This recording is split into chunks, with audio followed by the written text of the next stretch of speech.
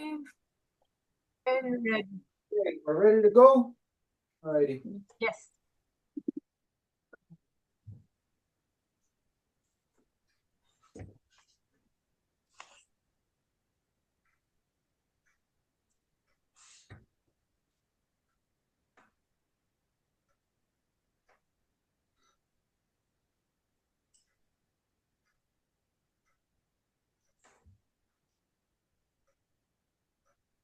Okay, well, ona gadi wahi ka joke wa, so para si us nyari.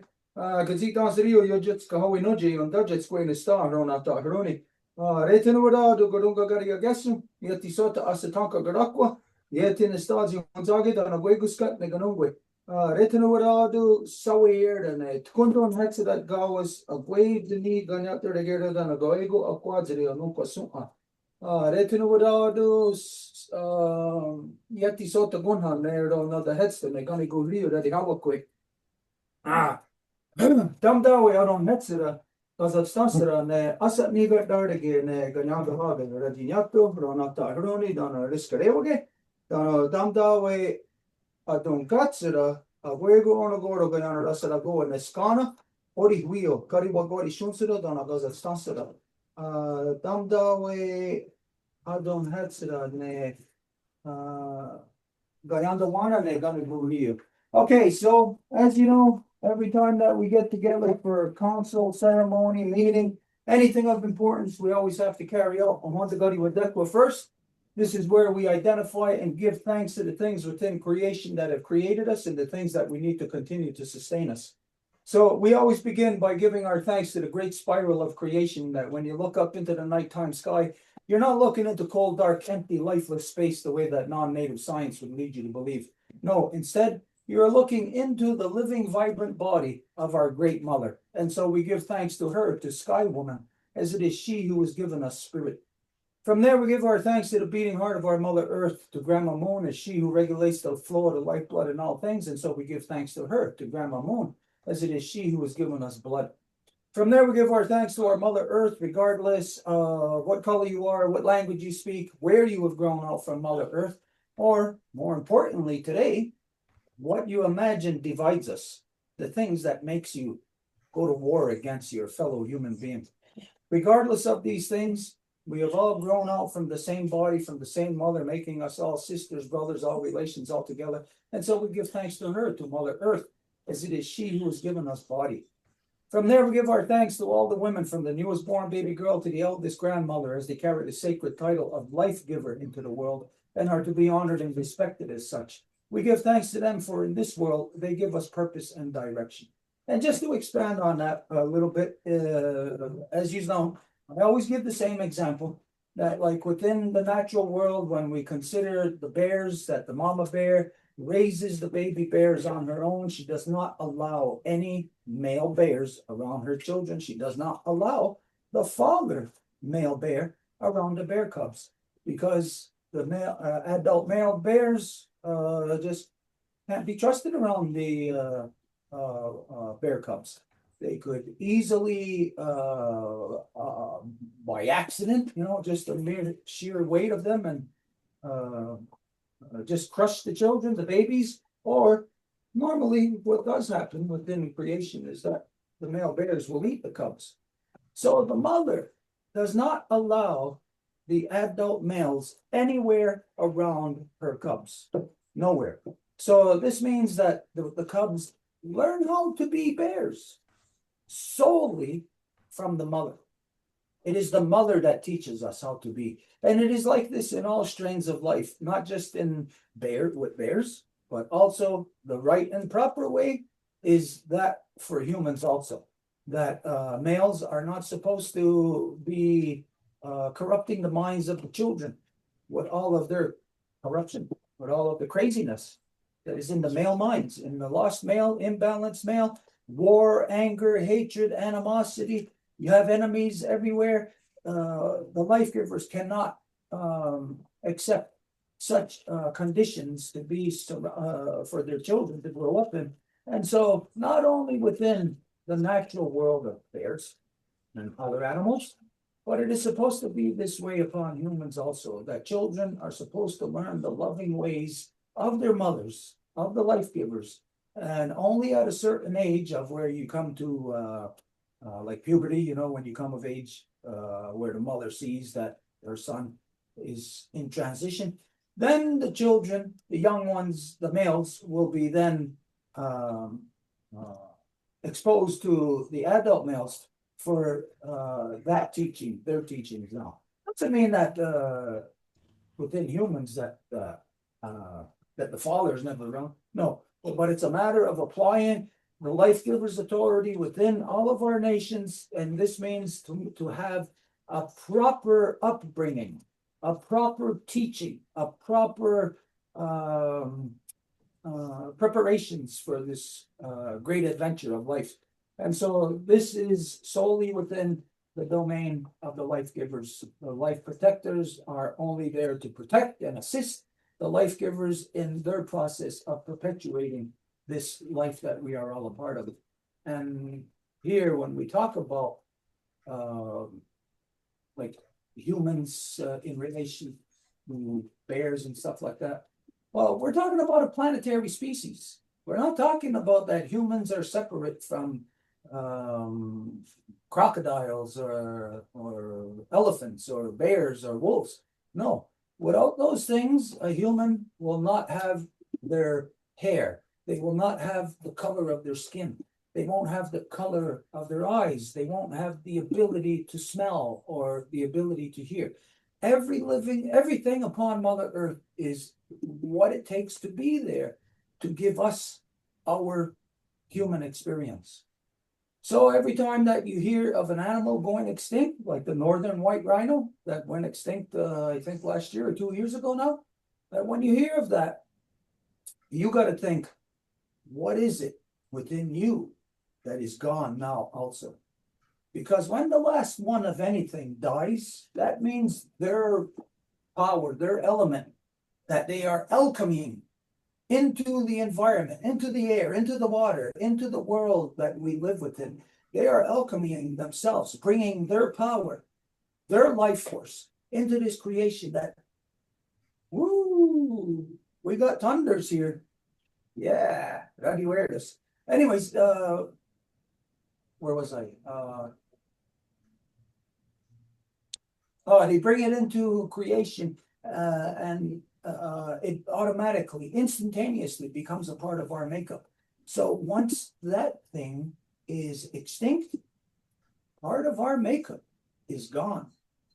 And if it's like extinct, wiped right out, then that's something you will never get back again.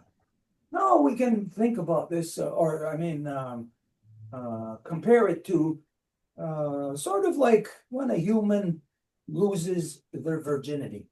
Well, this is a necessary part of our evolution. But we all know, we talk about, well, that's like an innocence lost. But what about things that you don't know of? Sort of like the craziness, what they do in the white man's world of human mutilation upon children by, what do they call that? Oh, what's the name of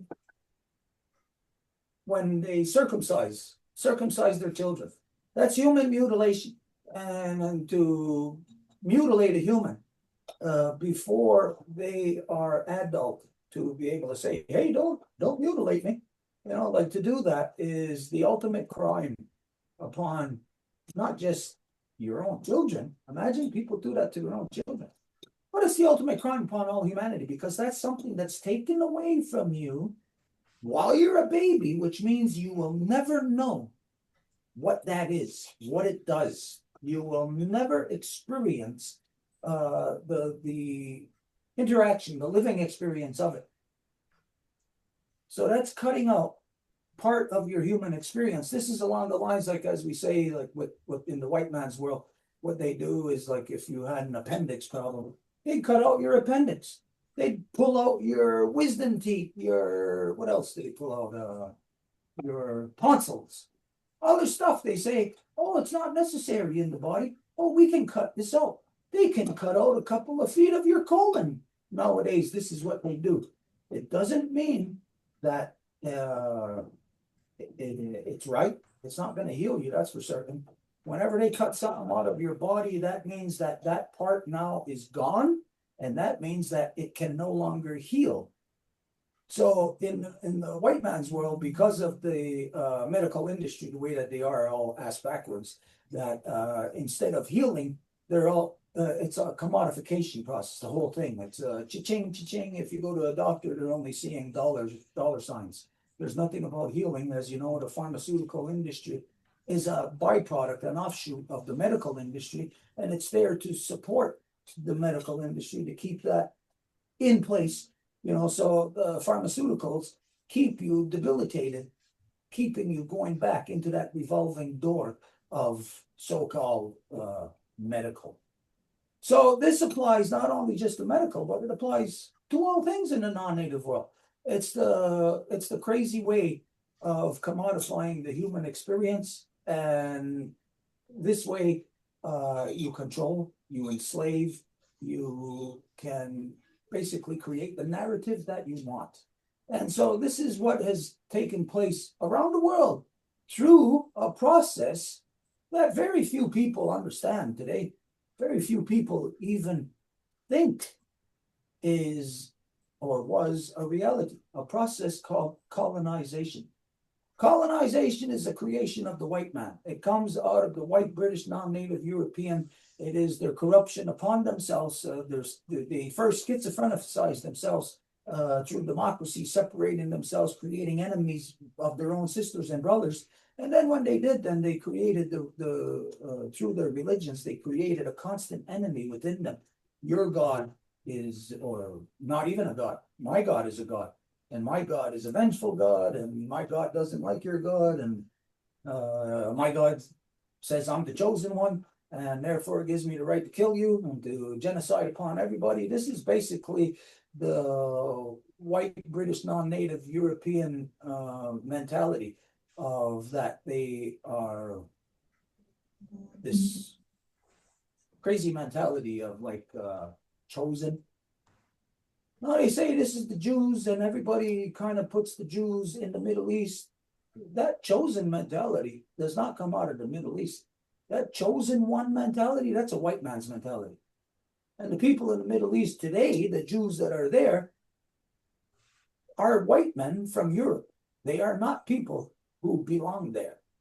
They are there out of the corruption of a colonization process. And what you see right now today, in the last year, transpiring by the Zion Nazis upon the Palestinian people, that's what colonization is. Killing women and children. The blatant, outright killing of women and children. That's the white British non-native European in their colonial mindset. When you know what colonization is, who would think that that's all right? Think right now, wherever you are, your neighbors, your closest neighbor next to you, just say to your family, hey, tomorrow we're going to go to our next door neighbor's house, and we're going to kick them out of their house. And if they don't agree to leave, we're going to kill them. And we're going to steal all of their stuff. And we're going to move into their house. And we're going to claim all of their stuff as ours. That's the white British non-native European.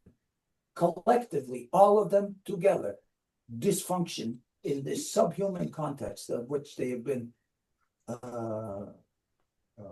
devolving in for thousands of years now. And so in this day and age, the colonization is clear when we look at what is happening in Palestine, what the so-called Jews controlled by the Zion Nazis are doing upon the Palestinian people. So it's clear there what colonization is. If you live in any Commonwealth country, you are paying your taxes to your government that sends your tax dollars to the Israeli Zion Nazis to kill women and children. Anywhere on earth, if you're in any so-called Commonwealth country, you are part and parcel to the energy, the impetus behind killing women and children. Because it's the continued colonial advancement of Britain.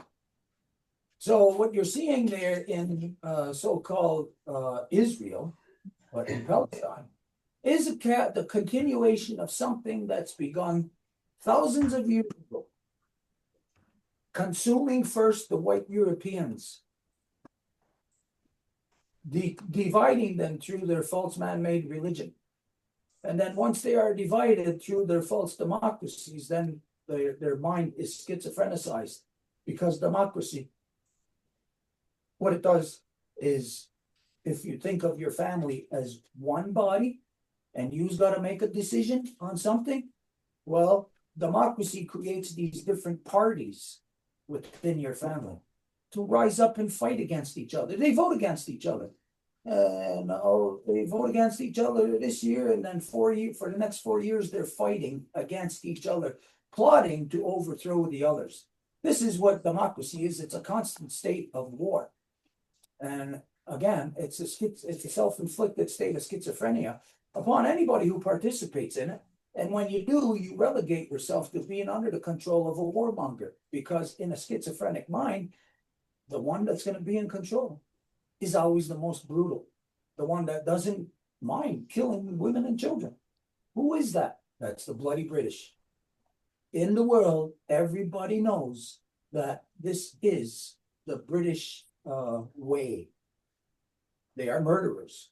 They are colonial invaders. They are the only invasive species on Earth. No other species is an invasive species. Today we'll say, well, there's an invasive species of, let's say,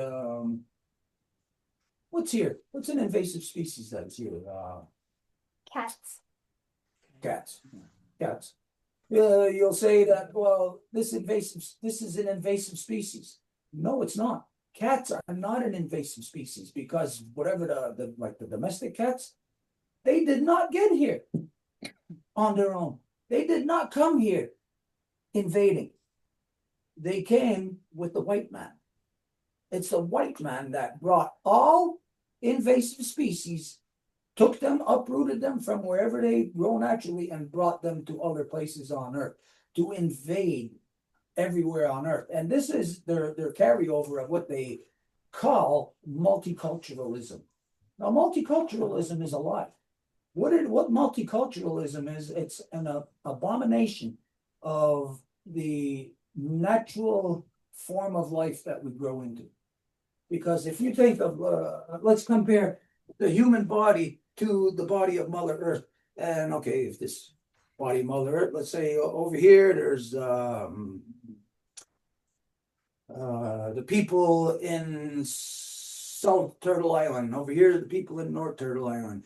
Over there, people in the Philippines. Over there, people in China.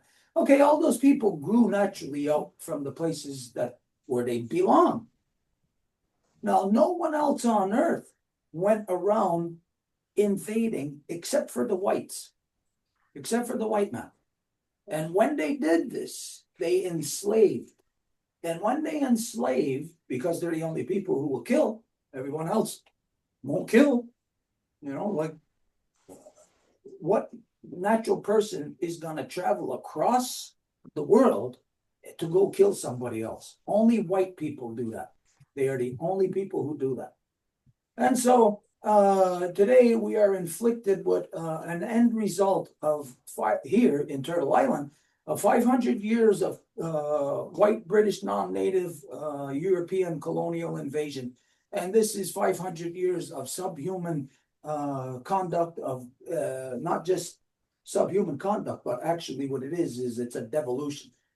If you evolve, like say you went from grade 1 to grade 10, well, a devolution would be that to do something in your mind that undoes the knowledge that you gained in grade 10, and then undo the knowledge in grade 9, and go all the way back until there was actually, it cancels out the natural growth that is there.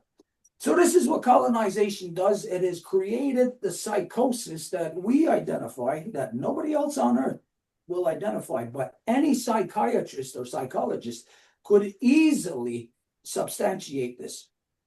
That if, let's say, you were here in my elbow and you're designed for doing this, what I'm doing with my elbow. You can only do it one way. If you're left elbow, it just does it one way, basically. Your movements are limited.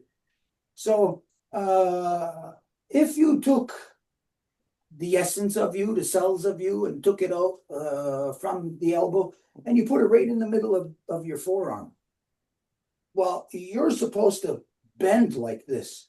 But if you're put in the forearm, then you'll be trying to bend, but the physical conditions make it so that you cannot. So through colonization, being uprooted and enslaved through their warmongering ways, they create refugees, uprooting people all around the world. So they take you from here where you have your power, where you have grown into your power. And they go on to put you in a place where your power cannot be exercised. So this is us, what's the term here? This is a, I forget the word. It's on the tip of my tongue. It's a condition. And what the condition is we identify it as spiritual physical displacement syndrome. Because if you were here, you're no longer there, you're displaced. And so once you're there into the forearm and you can no longer bend, so the spiritual displacement is that you're designed to do this. So in your mind, you're always thinking time to bend, time to unbend, bend, unbend. You can't do that there. So spiritually, you are displaced. Physically, you're displaced. So when you are physically and spiritually displaced, then this creates a psychosis within you of basically, first off, not being able to be what you are, which means genocide. When somebody, through colonization, takes you from the elbow, puts you into the middle of the arm where you can no longer do and be what you're supposed to be, that means they canceled you out. That's genocide. Now, when we look at the British advancement around the world, this is a systemic racist genocide upon anyone who is not white, anyone who is not them, basically. Because Britain done this to their own, to the whites also, to the whites of Europe. They colonized, they got the whites of Europe so colonized right now today that they're completely under the warmongering control of the bloody British. Everyone throughout Europe, the European Union, everyone. So anyways, here in Turtle Island for 500 years, that we've been fighting against the white British non-native European colonial advancement, this invasive species. It's never going to be legal no matter where it is. The white British will never be legal anywhere, not even in their what they think is their homeland, because it's just a prison. It was just a prison created for them. And so they will never belong anywhere that they have gone, that they have journeyed through their illegal expansion of colonization, because anybody who knows what colonization is, when you know what it entails to set off to do it, only people who would do that, like I said, if you said to your family, let's go do that to our neighbors next door tomorrow, your whole family would say, what are you, nuts? Are you crazy? What, are we going to go kill people? We're going to go enslave? We're going to go steal from people? You would have to be a complete retard to go along with that. That's the white British non-native Europeans. They're the only people retarded enough to actually have that as their way. Where you and I, our way would be to, to provide for ourselves. So maybe we're going to go hunting.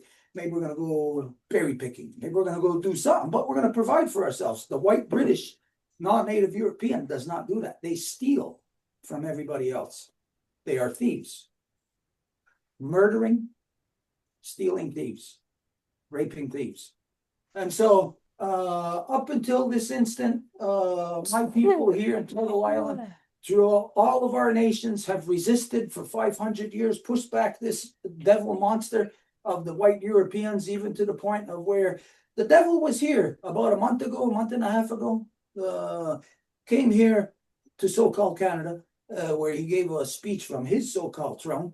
And even right up to there, the day before, I was battling the devil in his own court, in the Supreme Court of so-called Canada, where myself and another have lodged a case of systemic racial genocide against the British church Nazis, against Britain, against everything within their line of their infrastructure of colonization. And that goes right down into our communities because they set up an infrastructure here of our people who are the ass-kissing sellouts who bend over backwards to kiss the white man's ass, to take everything what the white man says, and they take it. And they do that in order to, because they're just like the white man. They're too lazy, too incapable of being able to take care of and provide for themselves. So they latch on to the white man's colonial infrastructure, which is an infrastructure of taxation, which the word itself, taxation, is a lie. When you know, like if you send your kids to school and you're talking about your kids being taxed, what is that? You know, you're talking about a bully in school who's stealing money from your children. That's a thief. That's what taxation is. So the British non-native white European colonial infrastructure is an infrastructure including banks, police, governments, the whole infrastructure. This is it's a cult. And what that cult is it's a cult of pirates. It's a cult of piracy. And anybody who joins them within democracy is automatically a pirate. And even if you are a native and you join them, then you're a pirate to your own self. You're stealing off of your own self, killing your own people, killing your own children, as long as you get to live high on the hog.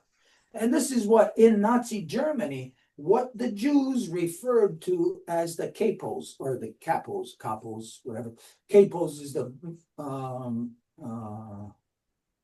most a common term, agreeable way that it is pronounced, capos, that in Nazi Germany, in the concentration camps, when all the Jews were being walked to their deaths in the ovens, that the Nazis, in order to have the process more streamlined, have it without problems, let's kill everybody with no problems. So in order to do that, they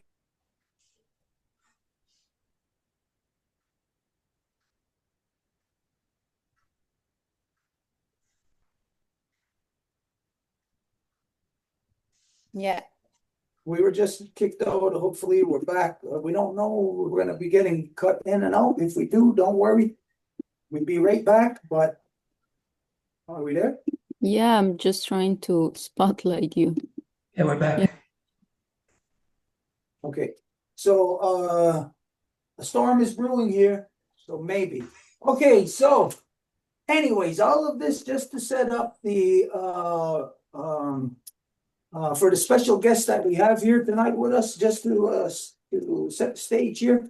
Over the winter time, I think it was in November or December, we seen this thing in the news, and I couldn't believe it when I seen it. It was something that was happening in so-called modern day Australia, that there was a woman that was confronting the devil. The devil, that guy they call Charles from Britain, the one that eats children. That she was confronting the devil, and we found out that this life giver is an original of the original peoples in so-called modern day Australia, but she is also a senator within the pirate ship.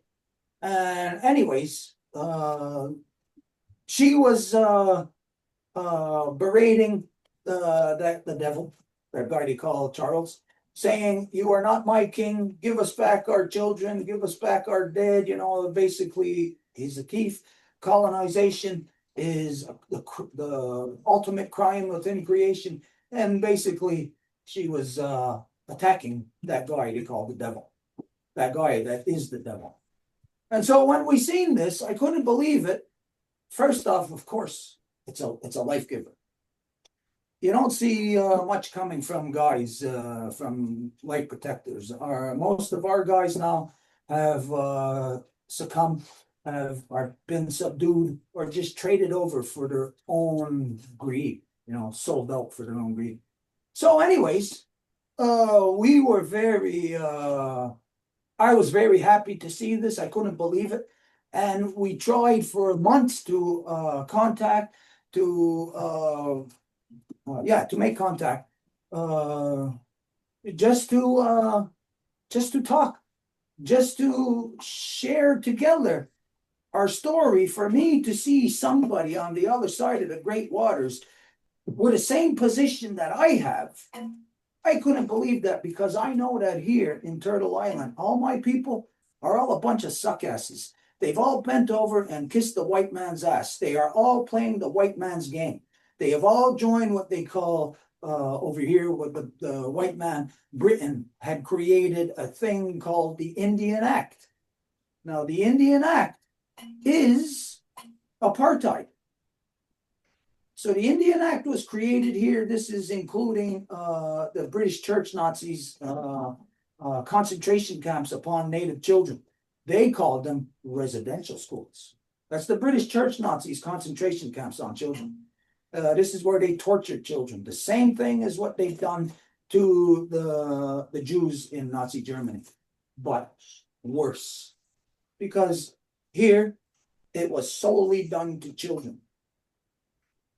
So, anyways, that was with the intent. It was a two-tier system. The British church Nazis done this, kidnapped our children. This is known within the non-native world. It's an early Roman military practice. What it's called is it's a military maneuver. It's called the fifth column.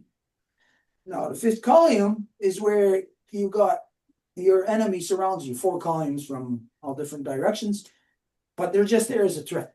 It's the fifth column that collapses your enemy. The fifth column is internal. And how they created the fifth column is by kidnapping the children of their enemies. This is an early Roman conduct, but it's the Greeks also. It's everybody over there. They kidnap the children of their enemy, raise their children in Roman court, which basically debilitates them, separates them from being a human. They no longer know anything human. All they know is how to be a bureaucrat, how to be a thief, be a pirate, stealing through taxation off of the public, off of the masses. So the first phase here, kidnap the children, raise them in the white man's ways, and then release them back into our people, which is the Indian Act, the band system. And so this is where all our people are. They are all in the band system, kissing the white man's ass. They are no longer within identity. So when I heard Lydia Thorpe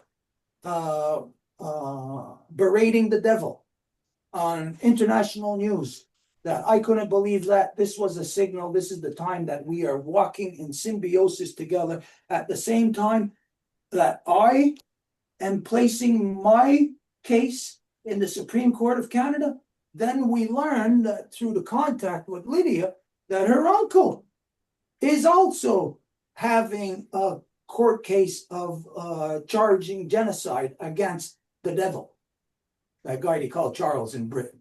Okay, so that's the bill. This is the build up here, how we got here tonight, and this is very important because for the first time in my life that we are talking with the original peoples from so-called modern. I never want to say Australia again. I want to refer to it as the right and proper name.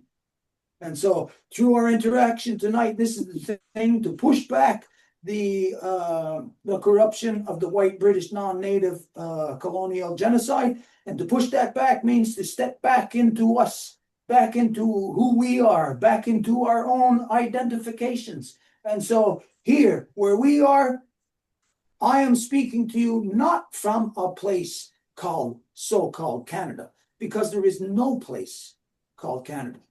So-called Canada is a mindset, just like the so-called United States, where pirates have the freedom to do their pirate activity. It's a mindset, nothing more than that. This, where I am, is in the northeastern woodlands of Turtle Island, and I am right in the main artery. This is where today's so-called modern day Montreal. I am right 15 minutes from downtown Montreal on the south shore of the big river, the main artery. Okay, so this is who we are, where I am. We pass the floor over to you now. I won't even try to introduce you. I'm going to leave that for you to introduce. And if you could also identify the proper name. Like I said, I don't want to ever say Australia again. I want to say the proper name of your homeland, so that when I'm referring to my sisters and brothers across the great waters, that will know precisely who and where we are talking about. Okay, so the floor is yours. Essie, thank you. Thanks, Elaine, is it? Thanks for that blessing, Elaine. I agree with your analogy of British colonialism.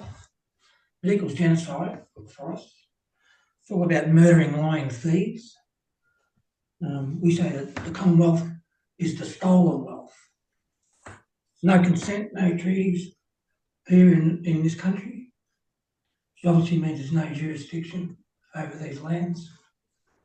I call this country Croatatanga. That's my father's side of the country. There's 300 black nations on this continent here. We don't have one collective name like Turtle Island, as far as I understand. My mother's country is Jaguara. This is the land under the eagle, the crow, the black swan, and the bat.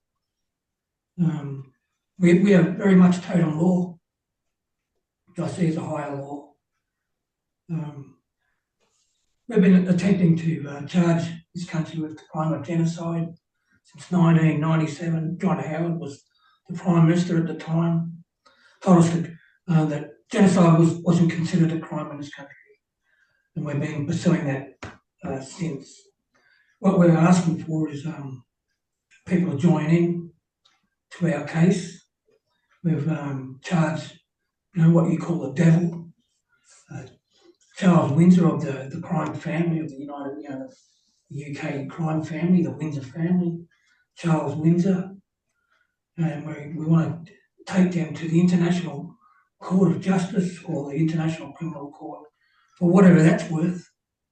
That's part of the same system, but we're never going to see any justice here in this country. It's basically an institution of racism, denial, and basically based on intentional genocide from the get-go.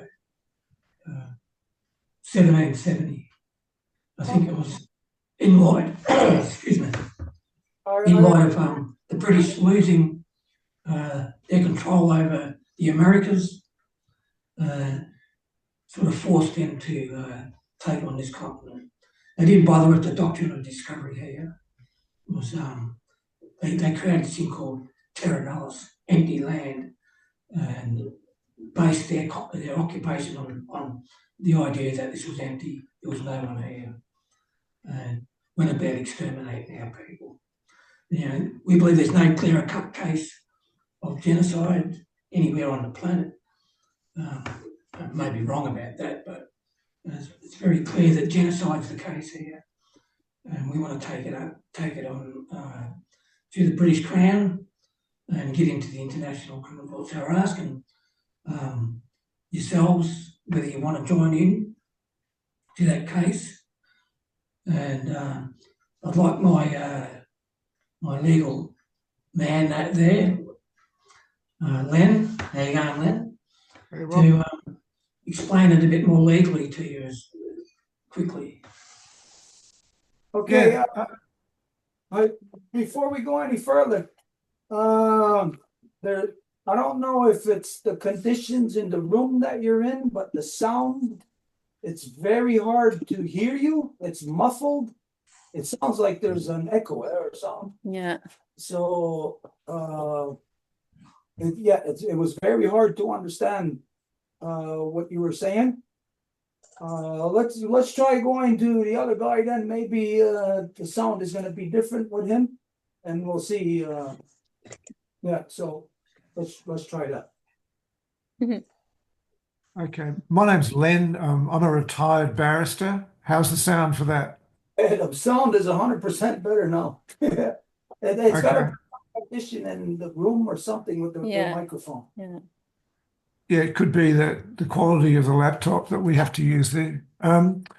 Yeah, I'm a part of the English invading sect, and there are some of us that increasingly understand the enormity of what happened on this land. And as you said, it's a condition basically of the English invading, terrorist, piracy, theft, murder, all the things you've said. And it happened. It happened here, and without any restraint whatsoever. And it happened because the lessons the British had learnt in Turtle Island and in the land below Turtle Island about the use of germ warfare, about bio warfare, bringing in simple things like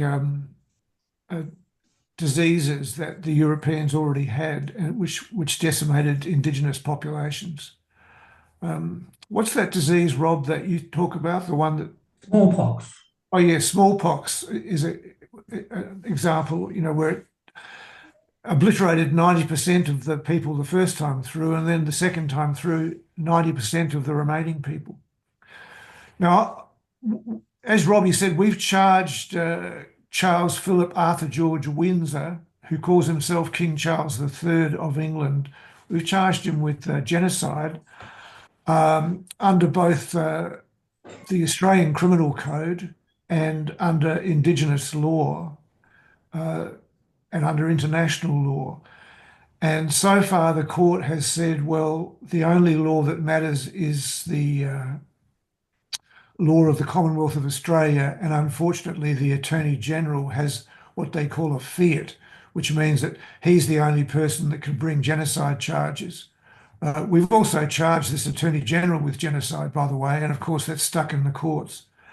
So if you have a look at a website called crimesceneaustralia.com, one word, crimesceneaustralia is one word.com, you'll see that there's a link on the front page to the King Charles genocide case, and you can go there and you can see all the documents that have been filed in the Court of Appeal, including various interveners. One intervener is a 90-year-old elder, Alma Thorpe, who's Robbie's mother, and also Lydia Thorpe, who you've mentioned, the senator, who's Robbie's niece. And there are several other interveners, and we expect there to be many more. We're talking to the Maori people in New Zealand. The Kanaki people in Caledonia under France have already intervened. And so we're hoping to get people intervening internationally in the case. The hearing is meant to be happening in October, November, or December. It hasn't been exactly said when. And the court is saying that interveners will only be heard on the documents. So far, they're saying they won't actually let any interveners speak until they've vetted them. So it's a long shot of a long shot for you to intervene. We've got a lawyer in Sydney called Daniel Taylor, and he can witness your affidavit. So whoever you decide to put up as the person who's intervening, we've already sent you the blank documents. You have to put in these 5 documents, and you can see we've filled in most of them in a way that the court's accepting. And the main thing we need is a signed application to intervene by whoever's doing it, with a name and address and an email phone number. And we need an affidavit, which is just a fancy word for a statement witnessed by a proper authority, e.g. a clerk of court or a lawyer or something, that can go into the court. Now, Daniel Taylor is a lawyer. He's been involved in doing cases with Robbie against Israeli propagandists in favour of Palestine. And he can do affidavits by video link on a computer. So whoever's going to be doing the affidavit just needs to be sitting at a computer with a video camera like this, and then Daniel can witness the person signing the document, and then he can put his stamp on it back here in Australia, and it can be filed in the court. I just tried looking up a Canada Supreme Court Indigenous case, racial genocide, Turtle Island, but I couldn't get anything. So maybe if you can send us a link to the court case that you're talking about, we can put that into the affidavit already. So we can show that part of this idea is to have a mutual intervention. So it's perfect that you've already got a case going in the Canada Turtle Island Supreme Court, and we've got one going here in the state of Victoria Supreme Court.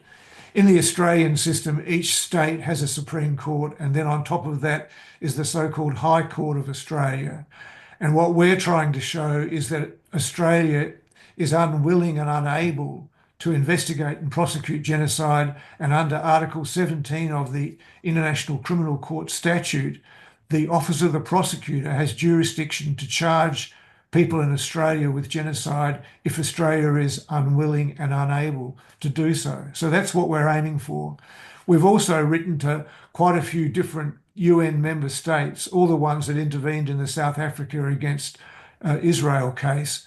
And we're also writing to all the Commonwealth countries, the ones like Canada and the other 12 countries that still have King Charles as the head of state.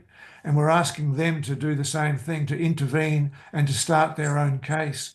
And the big picture is that Melbourne, for example, becomes a hub for Indigenous genocide cases around the world, that we can launch cases here that people can't launch elsewhere because they're going to be killed or their family members harassed, and all the usual things that happen when people try and stand up to what a noted Indigenous law professor here calls the beast. You call him the devil. Dr. Irene Watson calls it the beast. And it's very hard to take on the beast from the belly of the beast. I mean, there are so many people arrayed against you. There's almost a conspiracy between the judges, the politicians, the parliamentarians, because they're all beneficiaries of the genocide. They're all on stolen land and benefiting from the stolen resources. So it's very hard to get them to admit that they're wrong. What happened this week, though, was that there was a truth commission that's been established in Victoria, and they came out with their report saying that Victoria was stolen land and it was stolen by genocide, that the motive for genocide was the theft of Indigenous land and resources. So that's one thing that's sort of happening, as well as the South Africa case I've already mentioned. And we're sort of thinking that if you charge these people with genocide, they'll suddenly realise that it's not their land and that it's not their law that applies. That maybe if they're going to go to jail for their entire lives, convicted of genocide, maybe they'll suddenly realise that they have to admit that in this case, without a treaty, all land here is Aboriginal land, and the only law that governs here is Aboriginal law.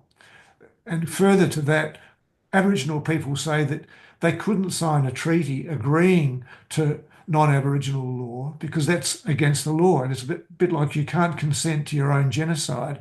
And also, Aboriginal people say that the law here can't be changed. It comes from the country.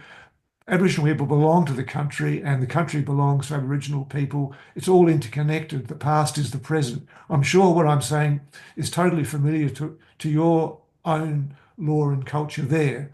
And the country is a living thing. And as you said, the whole of the stars and space is not a dead thing. It's actually a living thing. It's part of the mother. And all of those commonalities seem to exist in Indigenous people around the world, and it's all been lost because of this, what you call a psychosis. I mean, one thing we say is that because, for example, England was invaded so many times, you know, by the Romans, which were the Italians, by the French, which they called the Normans, and so on, that Europe engaged in this centuries-long orgy of invasion and murder of each other. And so what we say is that when the British are traveling around the world, they're basically acting out the same thing that's happened to them there. And your analysis is spot on too, that they're in a kind of mental state where they just keep doing this thing that no one else does, this thing of murdering and decimating populations to steal resources. They can't, you know, gather things for themselves. They have to steal from other people. So everything that you've been saying could have been said by Robbie today. In fact, Robbie often makes speeches that sound incredibly like what you've said. Would you agree, Rob? Yeah, of course. Yep. Yeah, yeah. And is there anything I've said that you want to change? Do you want... keep going, man. That's... Okay, so cutting to the chase, in this particular case, do you have a way of us intervening in your case in Canada? Are there documents that Robbie can sign and file to intervene, or that if you prefer Lydia to intervene, she can? The problem with Lydia is, as you said, she's also a senator in the pirate ship in the Devil's sort of house, so that's a complication. She, in fact, had to swear an oath of allegiance to the king in order to take her seat. So you can imagine. One of the definitions of genocide is causing serious mental harm with intent to destroy, and that's a classic example of, you know, for her to take on the beast or the devil, she has to be part of it, and that causes incredible mental harm. But one thing we always say here is that genocide can't happen without collaborators. You know, the word we use is assimilation for what you described as all the sycophants and the suckholes that are basically... The what? Capos. Capos, yeah, the capos that they had in the Jewish concentration camp. So that also causes mental torment to Indigenous people, that a lot of the people are assimilated and doing their best to actually work for the, you know, the dominant invader to ensure that the genocide is not stopped and continues. So it's really a terrible situation. But despite all that, you can see people in your country and in this country are standing up and fighting back. And hopefully in 2025, you can't actually be killed for going to court. So it's a real issue for the court, because they don't really want Robbie in court, but they can't kill him. So they have to listen to him, although there's 12 other cases that Robbie's filed that are just sitting there, and they're not accepting them and they're not rejecting them. They're quote, reviewing them. So that's another colonial tactic. You know, first of all, you ignore it, and then you just try and never have to deal with it. And that's what we're seeing in action here. Any questions? Wow, first off, thank you for everything. And to say first, Robbie, there is something wrong with the microphone on your end. We had a very hard time to understand anything that you said, but with the microphone here, it's perfect. So for tonight, this is gonna have to be the way that we will communicate.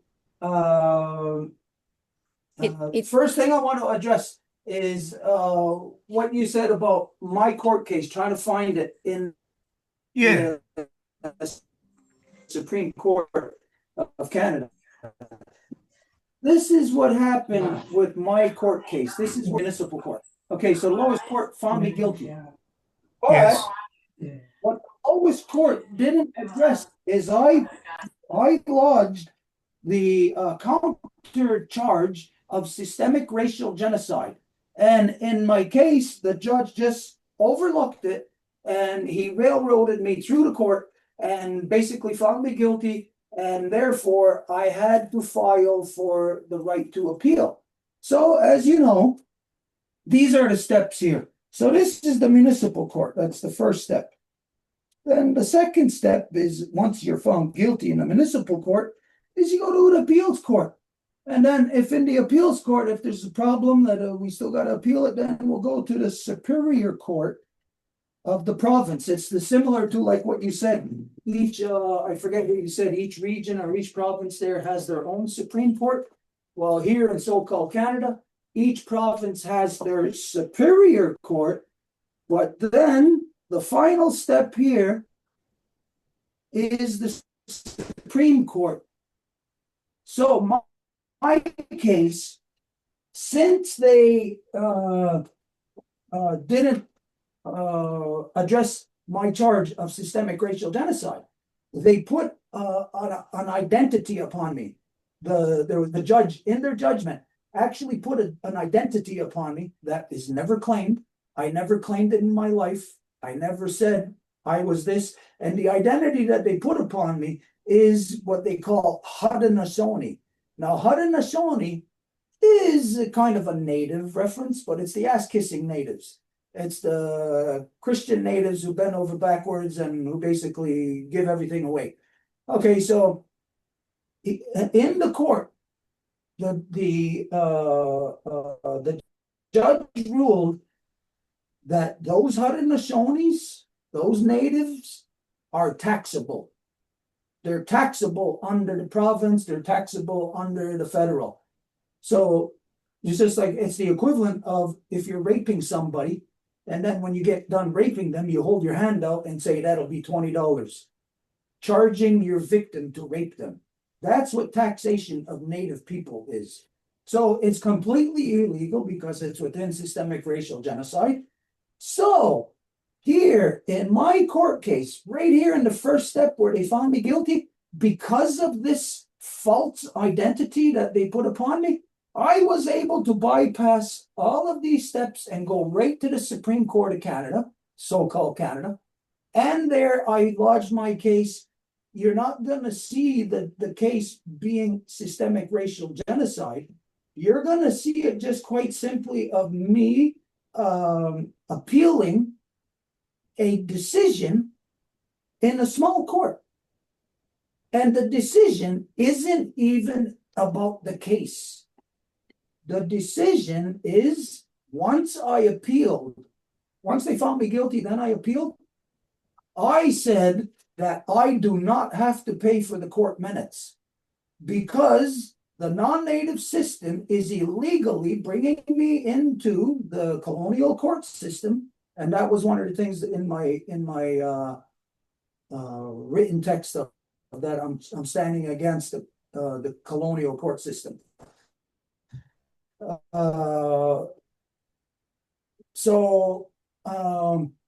got to answer the door. I lodged my position.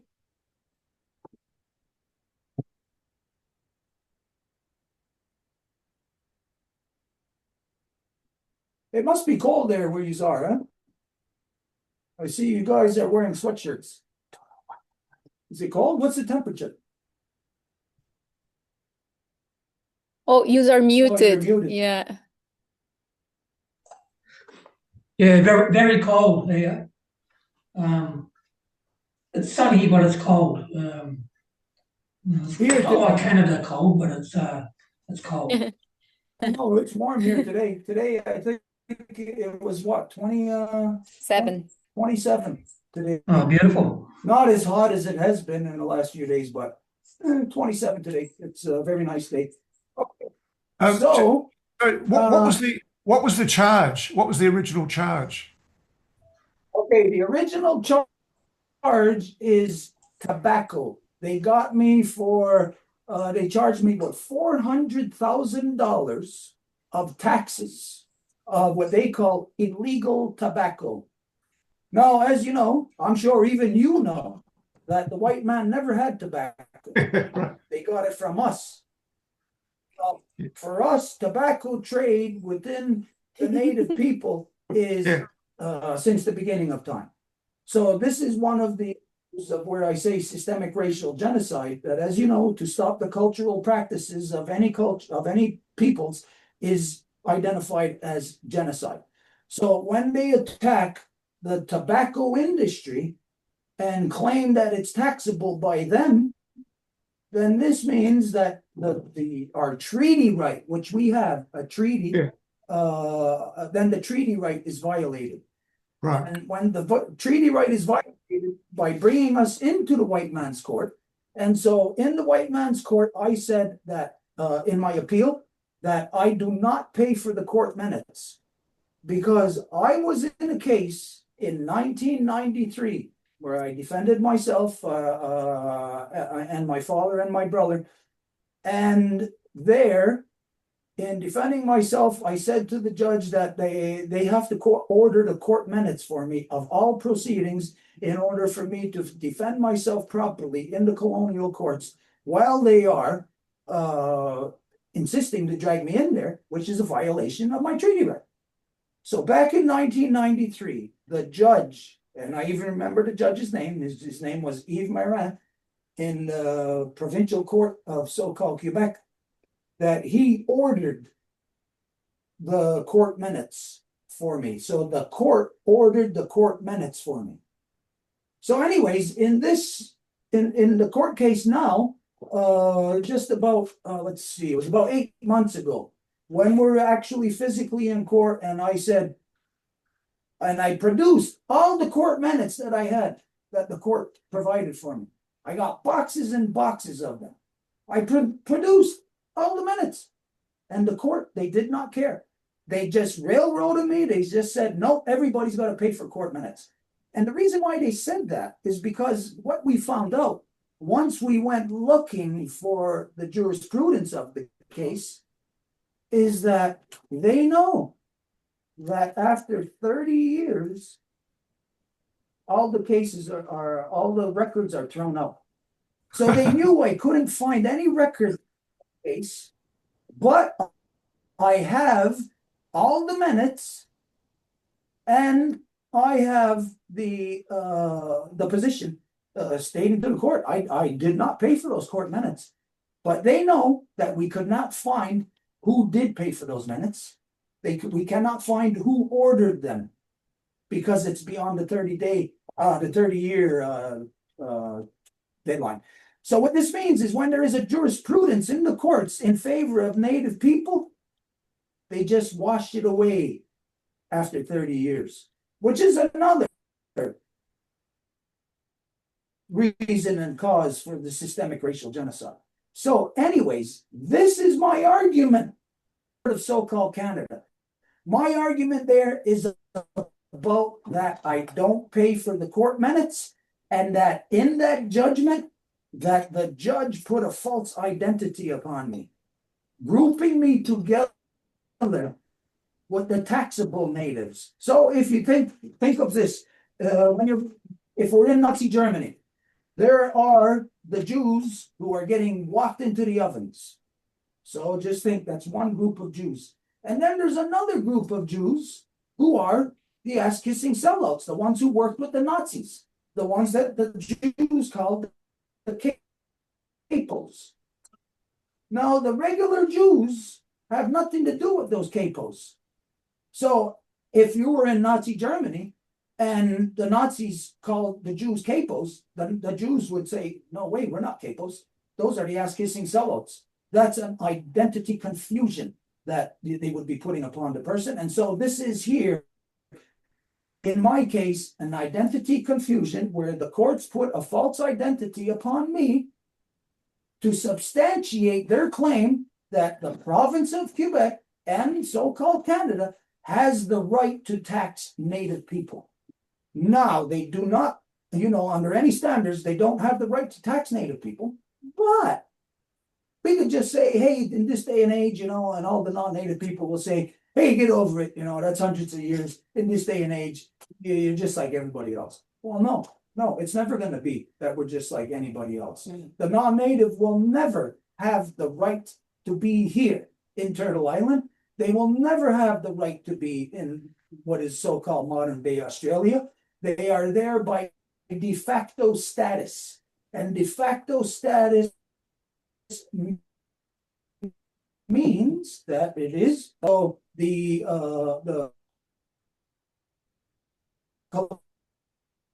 colonial advancement everywhere on earth, the crime, and as they are, the proceeds of crime are entirely illegal. So the so-called province of Quebec, the so-called federal government, their colonial court systems, their tax regimes, all of it is illegal.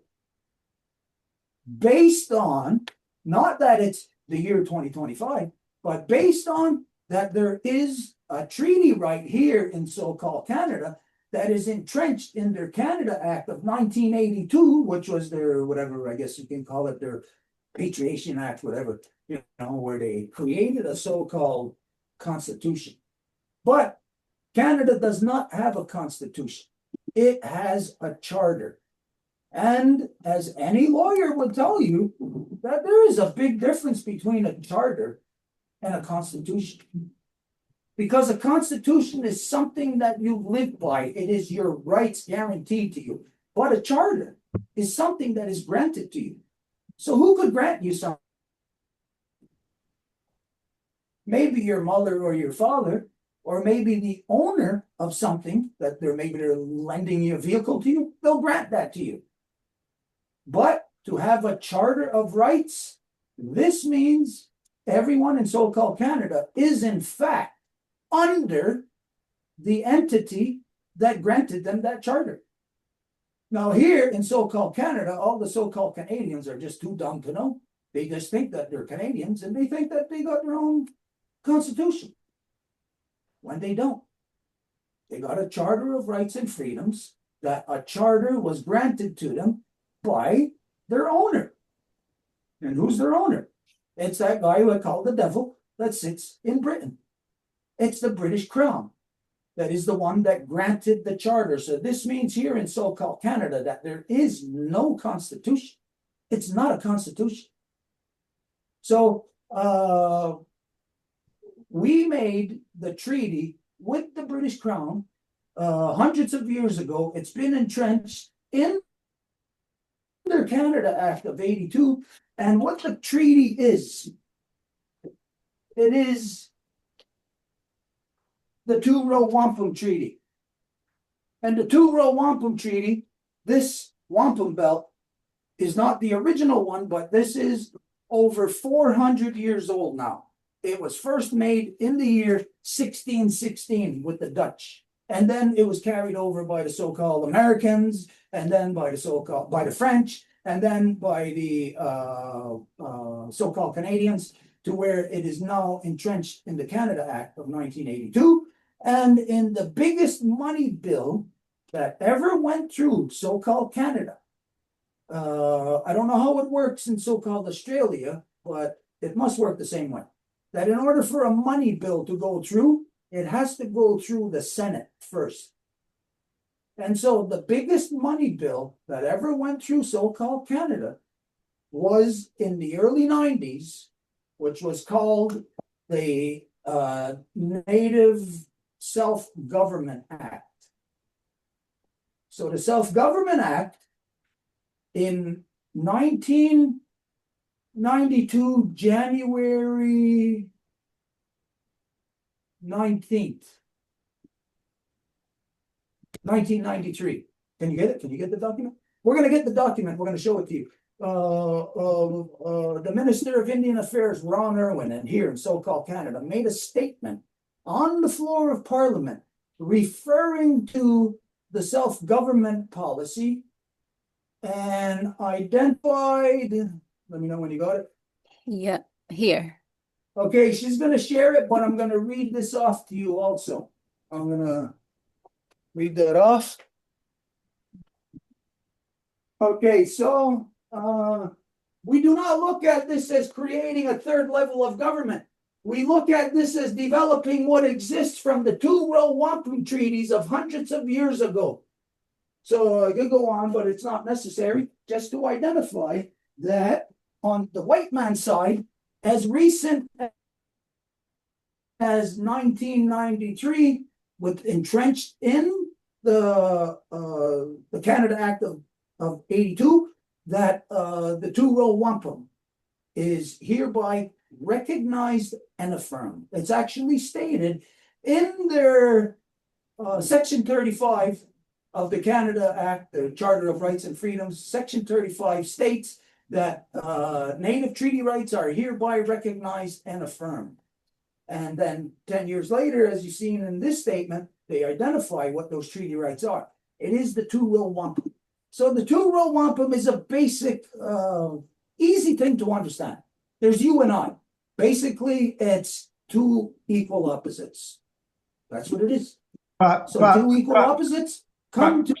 Just to interrupt you, Dr. Irene Watson, who I've mentioned before, she gave a talk last week, and she said that Section 35 of the Act is being overridden to allow mining and other things to go on right now, that the Conservative government in Canada has overridden the Section 35 of the Act. So she was basically making the point that even where there's treaties, even where there's alleged self-government, the devil can do what it wants, you know. Anyway, sorry to interrupt you. Well, okay. This is where it's complicated. I'm so glad that you said this, because your average person isn't going to understand this. When I say of my people, ass-kissing sellouts, this is where you would think, hey, wait a minute, that's the government undermining Section 35. They got it entrenched saying Section 35. You got to recognize treaty rights, hereby recognized and affirmed. But right now, as you can see, because of Trump's tariffs, that they're undermining, not undermining, they're abrogating, derogating the treaties because of the tariffs, where now Canada is kind of threatened of on an economic level.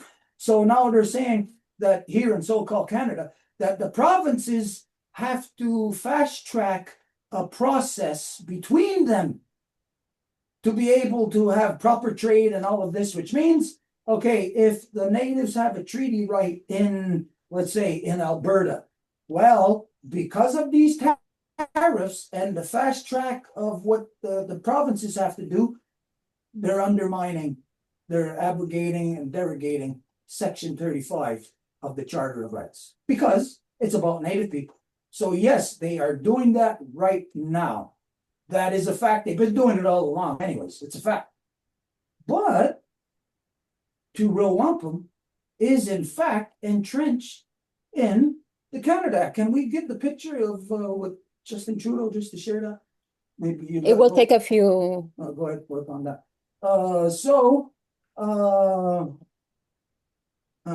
Give me a second here. Recollect my thoughts. Our position, my position in the court here in the Supreme Court is two-row wampum. I presented a document to the court before we were even in the court, because they had an arrest warrant out for me. So I had a document lodged in the court in my case saying that I do not recognize your colonial court. I am not going to go to court. You will have to arrest me. And when you do arrest me, I will then defend myself based on my two-row wampum treaty rights. Completely, I will comply, and I'll be completely, blah, blah, blah, saying that I will defend myself within the court system based on my treaty rights. Okay, so when I gave that to the court, and then they did in fact arrest me, they were holding me in a cell, and the prosecution said to the judge not to release me. Don't release me until the case is decided, because the prosecution said to the judge that I do not even recognize the courts. I do not even recognize Canada. And it's true. I do not recognize Canada, because as to what the meaning of the word Canada is, that is a Ganyangahaga word, meaning what the rest of the world knows as Mohawk. I am not Mohawk, I am Ganyangahaga.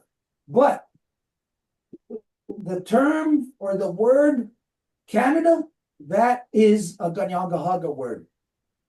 And what it means, by definition, anyone could identify that no one in so-called Canada is a Canadian, because Canada identifies a certain place, it identifies a certain way of being. Anyone who's in Canada is the people of peace. They are people who are advanced in the great law. They are people who are advanced in the human relations. And that's where Ganada is. Ganada is a place where the people gather who are the most evolved. And so in today's so-called modern day Canada, there is no one who is a legitimate Canadian citizen, because none of them qualify to be what Canada is. So my positions are on basically addressing every level of the corruptions of the colonial court systems, of colonization. But what we want to share with you is that since we here in so-called Canada are in a what do you call a Commonwealth country, and you also are in a Commonwealth country, then what I am proposing is that the original peoples in so-called modern day Australia adopt the Deganidiohade, the two-row Wampum peace treaty, that together we utilize something that is already recognized and jurisprudence in the court systems of the Commonwealth. Now, I am pretty certain, no, here's where a little bit of, I don't know, it's up to you or on your end, in the lawyer's department for you to see or to address. I'm pretty certain that something that happens in one Commonwealth country can be transferred over or carried over to another Commonwealth country. So if this is the case, I say that Uncle Robbie, that you adopt the Deganidiohade, the two-row Wampum peace treaty, because it is already in jurisprudence for over 400 years, recognized by the British Crown. As a matter of fact, the reality is, when we consider the advancement of the corruption of Britain around the world, that nowhere have they run into a force that was able to stop them, except for here in the northeastern woodlands of Turtle Island. It was, in fact, this peace treaty that stopped them, because we were engaged in war with them. And we got to the point of where everybody knew that if we continued in war, it would be a mutual annihilation. And so the British had no choice but to accept. They were compelled to accept the two-row Wampum. So this is their already jurisprudence for hundreds of years here in so-called Canada. Since you are in a so-called Commonwealth country, we propose that we take the same position together, as opposed to you fighting your fight and us fighting our fight. That is just like if we got one common enemy. It's like if we're in a wrestling match, let's join a tag team.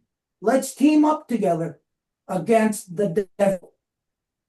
And the only thing that the devil has right now that they recognize that they have, as in the context of treaty, which means that they can't apply their own law. The only thing is Deganidiohade. When there is the law of the land, they cannot apply. There is no treaties in Australia. Go ahead, Robbie. There are no treaties in Australia. None. They didn't bother You with say treaties. there's no Australia. There, None. okay, if I'm understanding you correct, what you just said, there's no treaty in a so-called Australia. That's right. Is that correct? That's what you just said? Yes. Okay. So since there's no treaty in Australia, This is why we are identifying to you that together you adopt the two-row wampum. That when what we need to do from here is to have a convention between us, maybe another couple of Zooms, just to explain to you the concept of the two-row wampum, but basically you know it. Here is the concept of the two-row wampum. The two-row wampum is a derivative of the great law of peace. The great law of peace is extracted from the living reality of our existence, of the duality of our existence. And in all things, as you know, there is that duality. And all things having a perfect balance of that duality is what allows us to be. So this is the concept of the two-row wampum. It does not come out of the minds of people. It comes out of the living cells of us and all living things. Because what the two-row wampum is, it is the double helix. It is DNA. This is the two-row wampum. You see the way it wraps around? That's what the two are to do. We are engaged in peace together, wrapped around each other, so that we support each other, that we hold each other up, that we protect and defend each other. And this is at the core of our being, on every level. Now, what has happened upon our Mother Earth is, in a nutshell, in the big picture, to make a long story short, white man went crazy. He went absolutely stark raving mad. He went out of balance. The women have been abused for thousands of years in the white man's world. They've been misused. They've been turned into nothing more than baby factories to produce soldiers for the 1,000 years of war that they are so happy in. The white males are completely insane. And so what the non-native women have shown us, that there is a document that we have from so-called Queen Victoria, dating back hundreds of years ago. Give me 1 second. I'm going to share with you this document. And this document has already been used within other court cases. There is already a jurisprudence of this, that an elder, a Dene elder woman from out west by the name of Nancy Scanney, has already used this document in the courts and has won. Okay, so this document, we're going to have time to go over this also. This is just an introduction.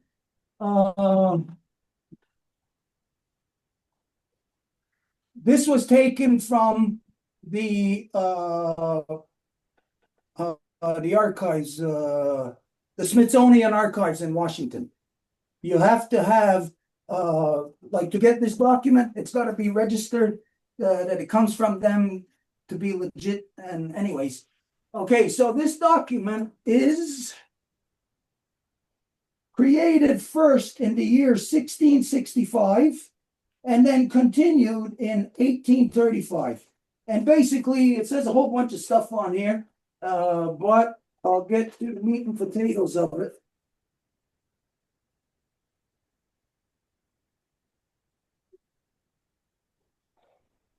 Okay, can you hold that in? Okay, so basically it says stuff like this. Hey, if you work for the white man, they cannot garnish your wages. The whites will have to pay the taxes. You are entitled to 3%. There's some numbers in there. If the whites crowd you, you are to go to the superintendent and put in your complaint, and he will take it up with the lawyer and he will be prosecuted. The bargain is made. And I am sending you a medal as good as gold, as long as there is an Indian in the country, generation to generation. King, chief, brother, I am telling you, a nephew is born, my son. I am your sister, Queen Victoria.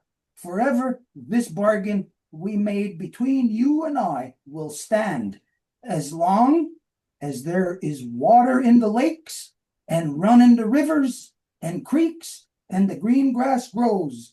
The bargain, the year of 1665, comes the year 1835, is good as long as the sun and moon shines.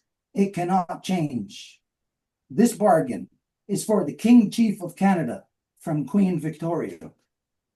Okay, so this document here is rooted within the establishment of the two-row wampum. As you see, first it says 1665 on here, while the two-row wampum was first entered into, like I said, with the Dutch in what is so-called modern-day upstate New York today, around Manhattan, actually, in 1616. And then, like I said, throughout generations, the British, the French, right up until the Canada Act of 82. So we have here all of these different jurisprudences rooted within treaty, rooted within treaty substantive documentation, like this thing that I just showed you. So if we're looking at defeating our enemy, we got to look at what is the best, what's packing the biggest punch. We got to hit our enemy with the biggest punch. We got to make sure that enemy comes down. So we got to combine all of our efforts, all of our everything that we can to put into one combined effort worldwide. And I say this is not just for Native people. This is worldwide for Native and non-Native alike. Because I will say to you that in this document, that there was a hidden secret passage in here that is a statement from the women of Britain that they were being overpowered and they invite us to come and to defeat the enemy of male dominance. And how they invite us is by stating, keep in mind, this is from so-called Queen Victoria.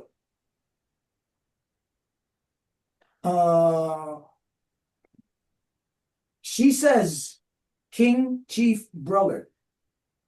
Now she's talking to the native on this side. King Chief Brother. Now think of this. Britain. Would they ever say that to anyone around the world? King Chief Brother. Because what that is they're basically identifying that they are an equal. And if they are an equal, then that means that Britain's power of war cannot defeat them. So when she says, King Chief Brother, I am saying to you, a nephew is born. You have a nephew. Now just think, if I am Queen Victoria and you're the native in Turtle Island, I'm saying to you, you have a nephew. My son is born. That's your nephew. Now today, we won't understand what that means.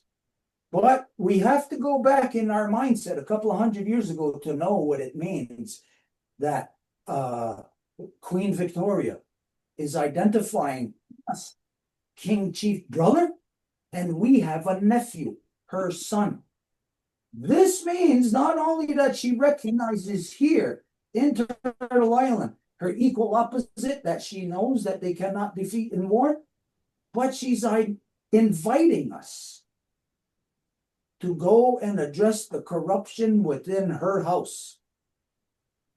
The corruption of male dominance that has overpowered the women there for thousands of years, that leave them in no other possibility of being thieving, raping, murdering band of pirates. Now, if you're given the option, would a woman do that? Would a woman say, yeah, okay, I'll be a thieving, raping pirate? If she was given the option. But why would she even have that option? Because who would accept that as normal human behavior? No one. So what I see in this document, and of course, later on, we can go over this, there is much more to the content of this document that identifies that there is a secret, hidden agenda in here. First off, when they say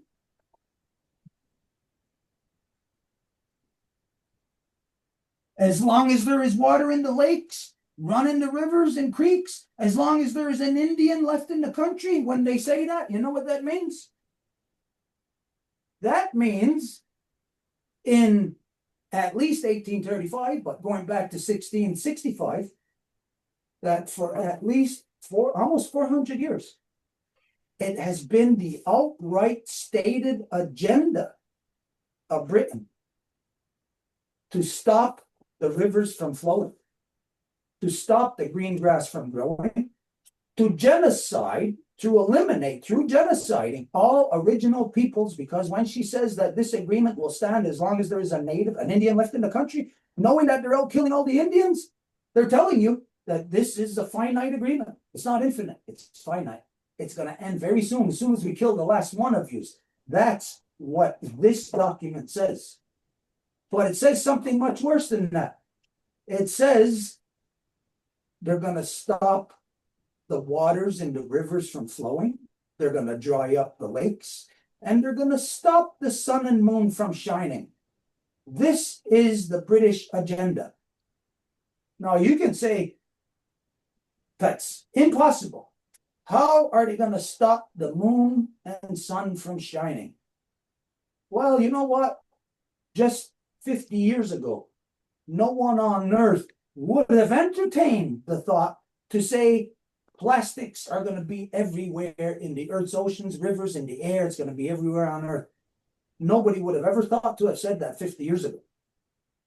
But all of a sudden, science is finding plastic on the bottom of the Mariana Trench in the deepest part of the ocean on Mother Earth. They're finding plastics on top of Mount Everest, the highest point of land on Mother Earth, and they're finding microplastics all throughout the atmosphere on every level, not just down here where we're breathing, but way up there. Microplastics everywhere. It's in your brain right now. If you're a guy, like it or not, it's in your testicles. If you're a woman, it's in your reproductive organs. So we can think that when it's identified in here, that when Britain says, hey, as long as the rivers are flowing, as long as there's water in the creeks, in the lakes, as long as the green grass grows, you can think that this means that this agreement will last forever. It will last forever until they succeed in stopping the green grass from growing, in stopping the lakes, the rivers from flowing, drying up the lakes, stopping the green grass from growing. This is their agenda. They let us know hundreds of years ago that they are out to destroy our Mother Earth. And we got to take this threat serious. If we do not take this threat serious, then everything that we native people have already seen be ripped away, stolen from us, this is what lies in store for the entire population of all humanity. Our entire human population is set to be snuffed out. And we could say, well, different things like today, well, the wars and stuff like this that's going on, hey, we're confronted with a nuclear holocaust. Because, hey, when everybody knows about the Zion Nazis, what their agenda is, they got a Samson protocol. You don't. No one else on earth has a Samson protocol. What they do you know what a Samson protocol is? Most likely not. But once you find out what a Samson protocol is, and to know that just the Jews, the Zion Nazis in Israel have this, and knowing that they're just throwing bombs everywhere, waiting for people to who's going to be the first one to lash back at them? They know that the whole world's going to come down on them again. This is the reason why they're bombing everybody. because they are going to activate their Sampson protocol. That's why it's there. Now, keep in mind that the Zion Nazis would not be able to do this without Britain. It's Britain that established the so-called United Nations through World War II. This is different pressures put upon, I think it was Truman at the time, whoever the so-called president was of the so-called United States, pressures upon him by, what's the guy with the crazy hair again? Einstein, the developer of hellfire. It was his letters to the so-called president of the United States that prompted the formation of they called it a League of Nations first, but developed into the United Nations, who then put so-called Israel where they are today.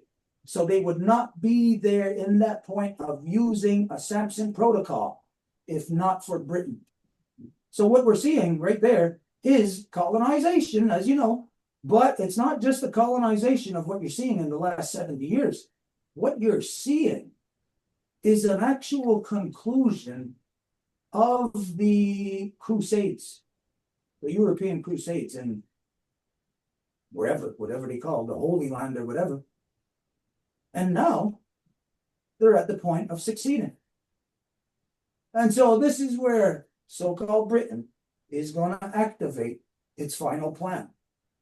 And its final plan is to eliminate all life on Earth.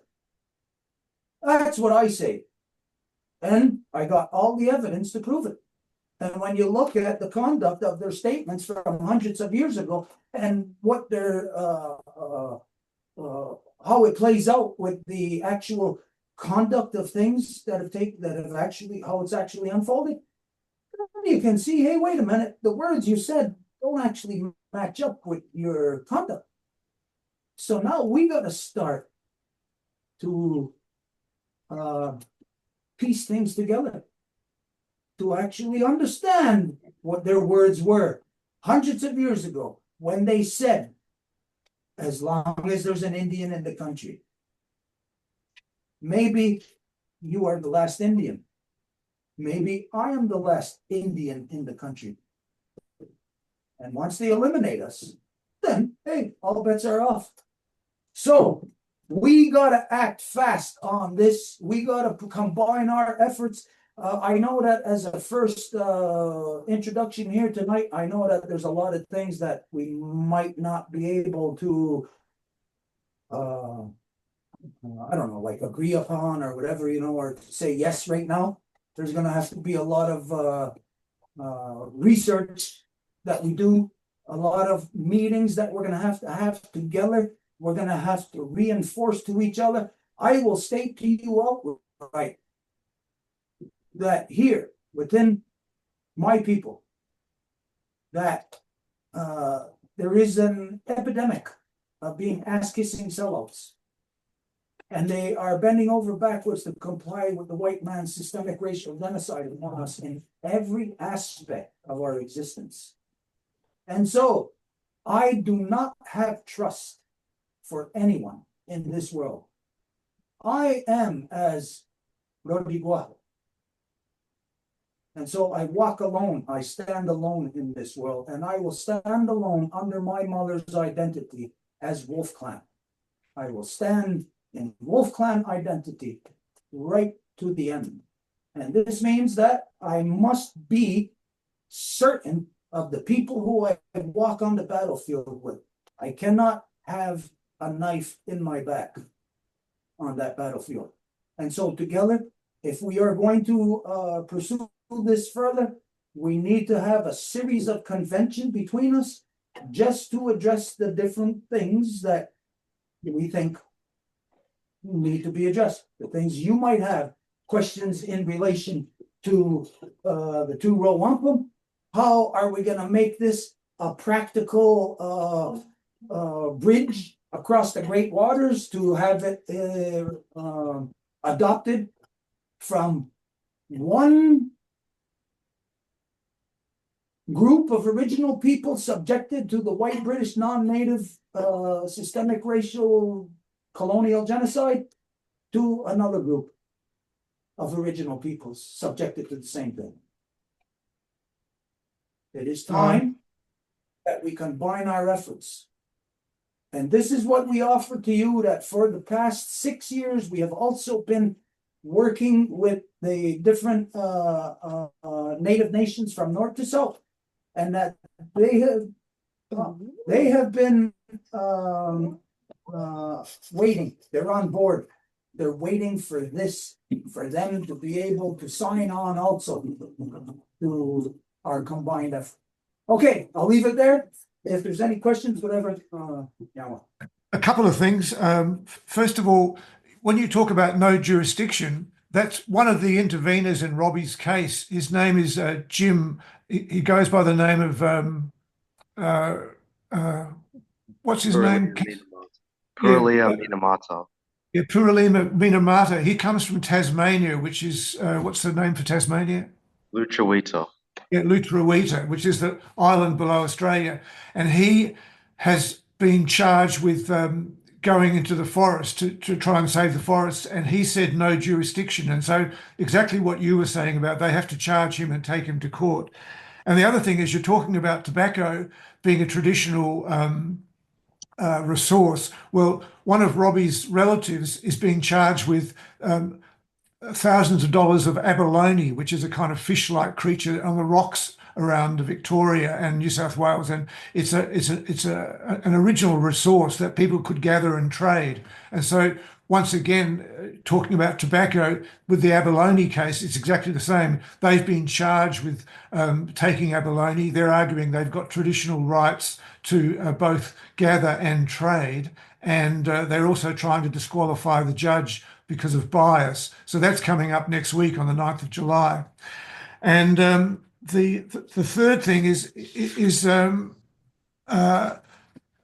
the difference in Robbie's case and yours is that this is the first time, rather than him being charged with an offence, because as you know, both native people there and here are always being charged with, basically criminal offences. And so what Robbie's done is he turned the tables and he's charging the king with a criminal offence. So the king is going to become the defendant. That's the idea.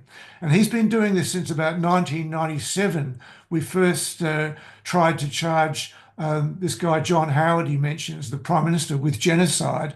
And the court ruled that genocide wasn't a crime in Australia, which would explain, of course, the genocide that happened here.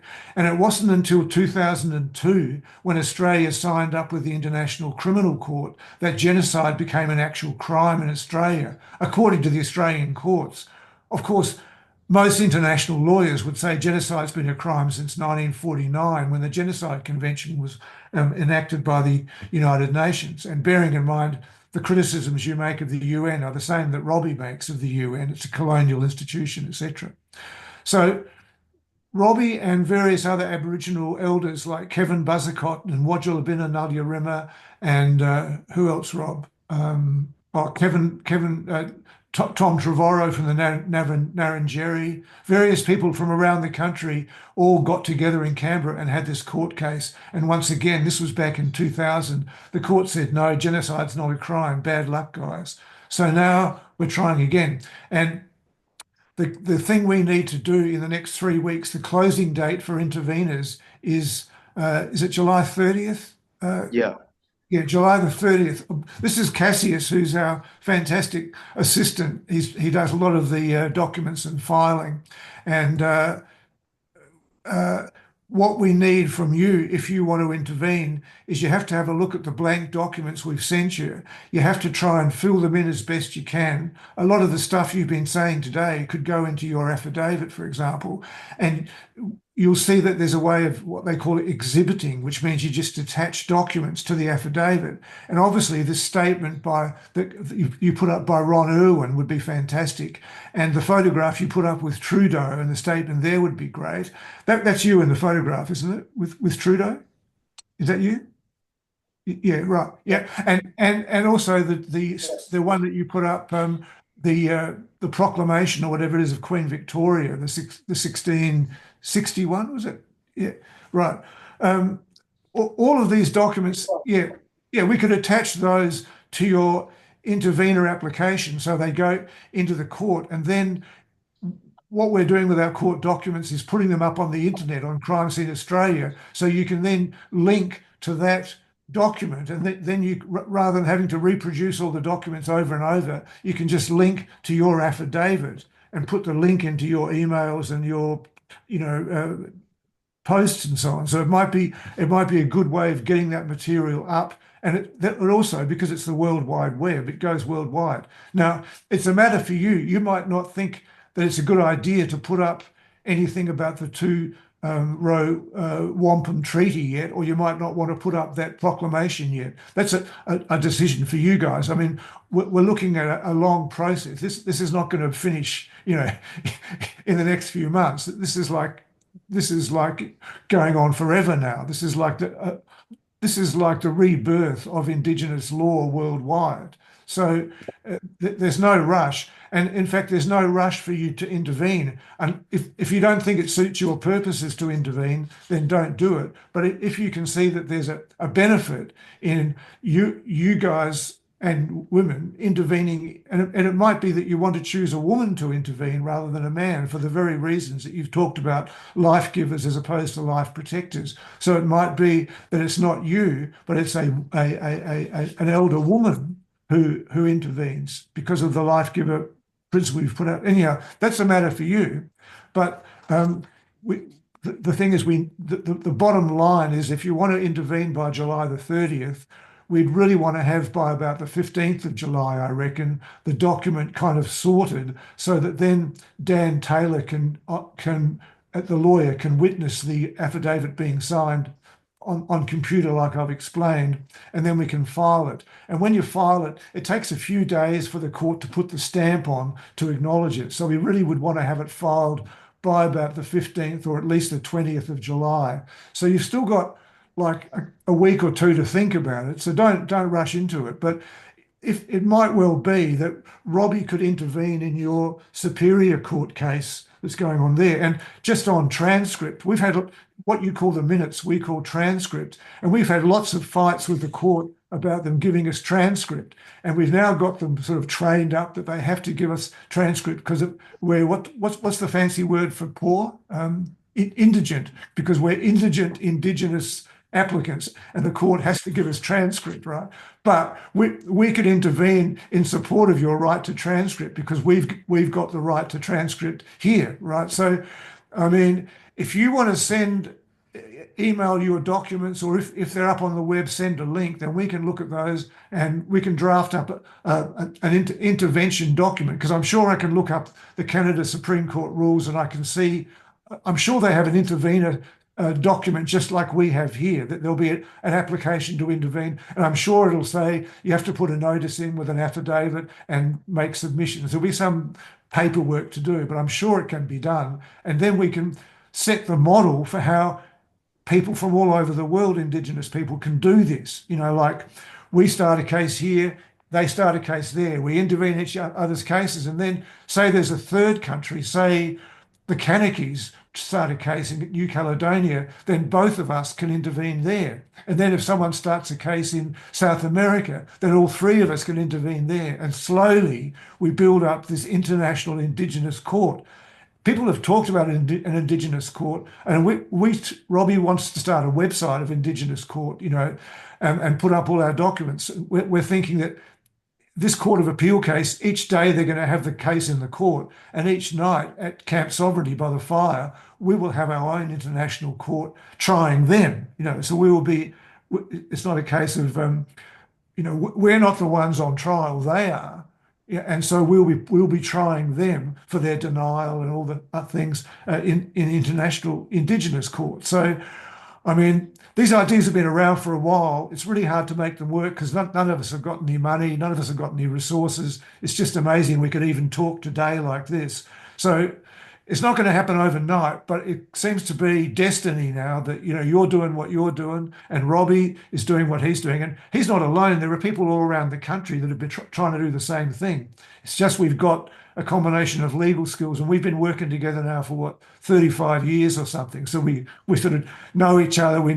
I know what Rob's going to say, and I make sure it goes down in writing, and we try and, you know, as you know, getting into the courts is a whole battle in itself just to be heard. And it's no accident that your case isn't directly about racial genocide. It has to be about all these little procedural bullshit things just to even get into court. Well, that's the thing. At least we're getting into court, right? It's kind of just to get in the front door on anything is a win. And so I think we're on the same. I think we're on the same path, on the same struggle. And what you call ass kissing, whatever we call mission managers or corporate blacks, it's exactly the same thing.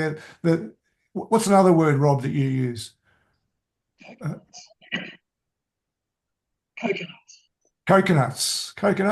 Black on the outside, white on the inside. Bob, you heard that before? Yeah, right. Okay, so we've been doing this for a couple of hours, so it might be time to. I just had to rush off to a toilet break because I'm an old man. But maybe we should finish up today, and you should have a look at these documents and send us a draft of what you want to put in your affidavit, and then Cassius and I and Robbie can doctor it up, send it back to you, and you can say no, that's not what I meant, or yeah, that's okay, and we can have a couple of back and forths in the next week or so to try and get a good document because. Let's face it, whatever we put in, it's going to be around for a while. So we should try and get it right, you know. I mean, you know, and if we can't get it right for this case, well, we can do it next time. But as you know, having any case in these superior courts is so rare. We've really got to kind of double down and maximize whatever we can do now. So if we can get a good document, a good affidavit, which is a statement, what you've been basically saying, and then attaching documents to it and witnessed by a lawyer, and it goes into court. That will be very powerful. You know, that will be like it'll be like a showing a way forward. You know, like how we can do it. I don't know. Robbie, you got anything to say? Just have a look at crimesceneaustralia.com. The website, crimesceneaustralia.com, yeah. Oh, okay. We're gonna share it. Yeah, Yeah. we got it right here. It's coming right now. Oh, that's the wrong one. No, hang on.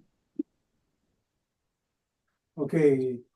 Is Yeah, that there? that's- Can you see that? And if you click, if you go back to the front page of, can you go to the front page of Crime Scene Australia? There's a picture of Robbie. No, that's the case documentation. There should be a front page to it. If you click on the Crime Scene Australia logo, it should take you back Oh to yeah, the, click on that logo. Yeah, there we are. Click on that. Yeah, and there we are. There's Robbie. And if you just come down the web page, so scroll down the web page. Yes, keep going. And see, yes, keep going. And I see at the top it says King Charles III. Oh, you just missed it. Come back up again. Come back up. Keep going. Scroll up. Keep going. Keep coming up. Yep, come up further. Yeah, just keep coming. Now, see that yellow bit that says King Charles III Aboriginal Genocide Case Summary? If you click on that, that will take you, yeah, click on that. Yeah, and there you are. And this is a list of all the documents filed in the Supreme Court. And if you come down to the bottom of this, scroll down here, right, keep going. All the documents that you can see in tiny print there are now numbered all the way down. So it goes 1, 2, 3, 4, 5. And if you keep scrolling down, you can see that there's an intervener by Dr. Auntie Alma Thorpe. And just pause there. See, it says number 24, application by Senator Lydia Thorpe for leave to intervene, right? And then it's 25 is her affidavit. And then she has to put in submissions and all that other bullshit, but we can do that for you. And then if you keep strolling down, you can see that number 31, the Victoria's Attorney General, it intends not to contest Lydia Thorpe's thing. But then if you come down to the very end, keep going down now, keep scrolling down. Yeah, keep going, keep going, keep going. Oh, there's an old guy called, just pausing there, just come back up.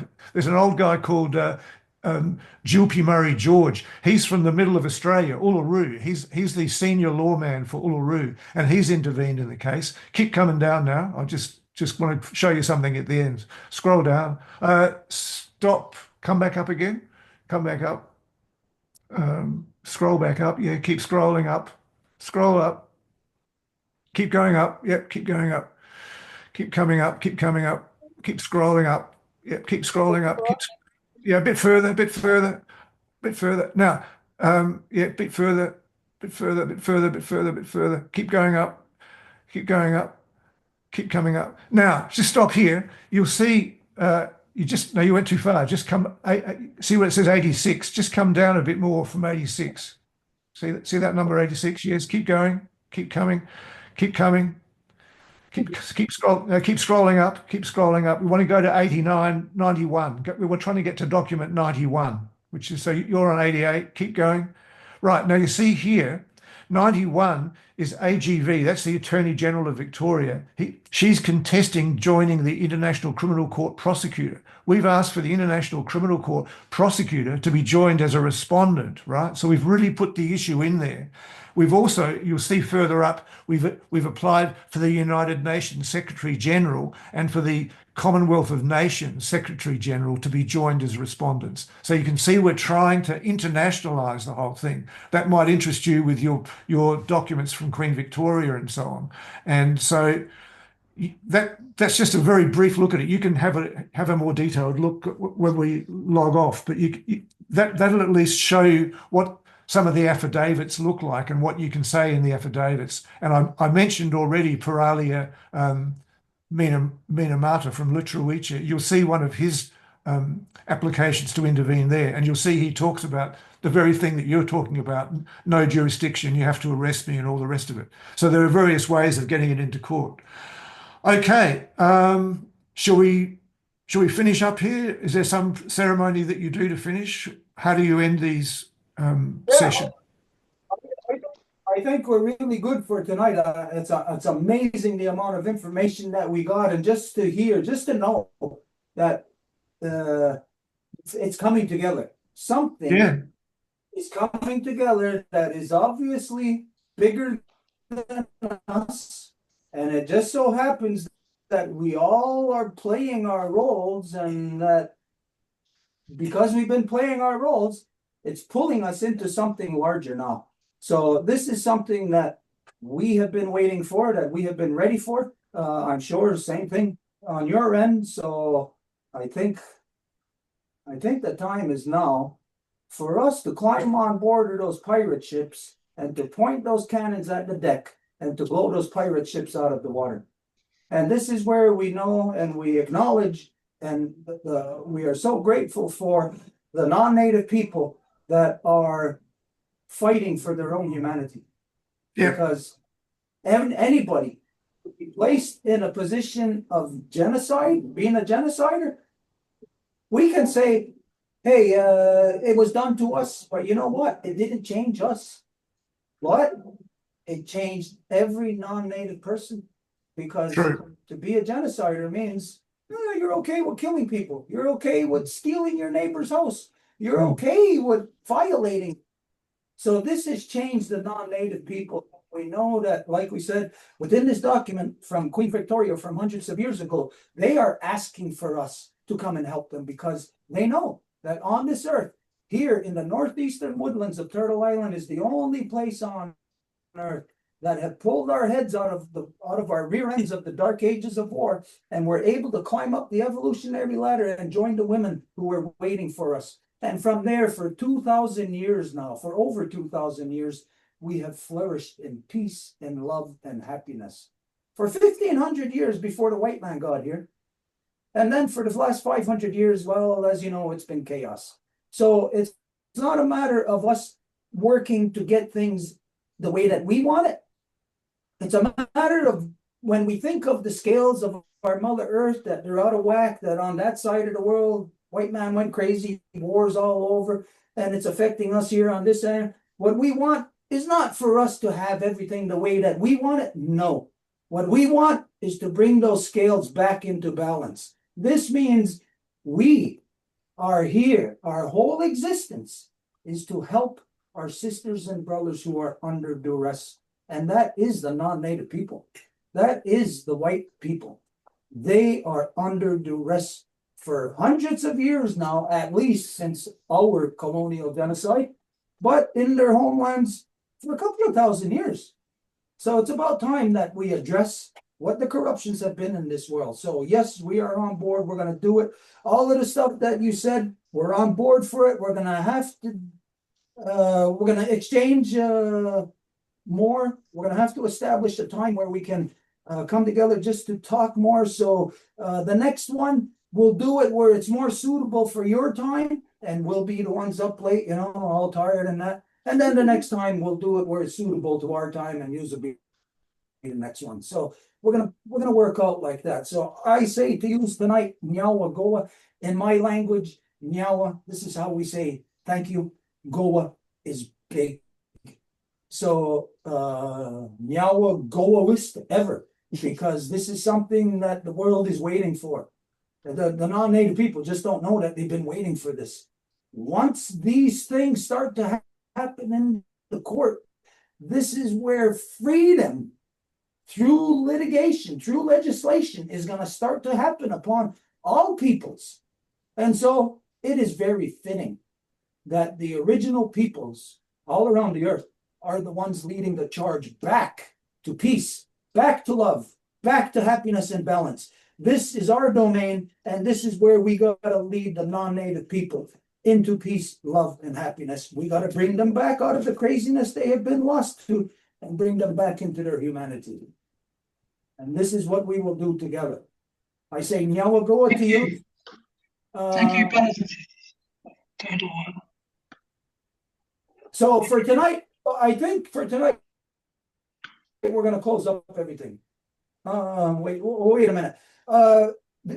You said you got to go, right? Yeah, you got to go. Okay, we're going to close up this little segment here. So, ayoko again, the headstone, we call upon our ancestors who carried the good mind, and this is for us to know that all of us have ancestors that were not carrying the good mind. We have nothing to do with them. We only call upon those with the good mind.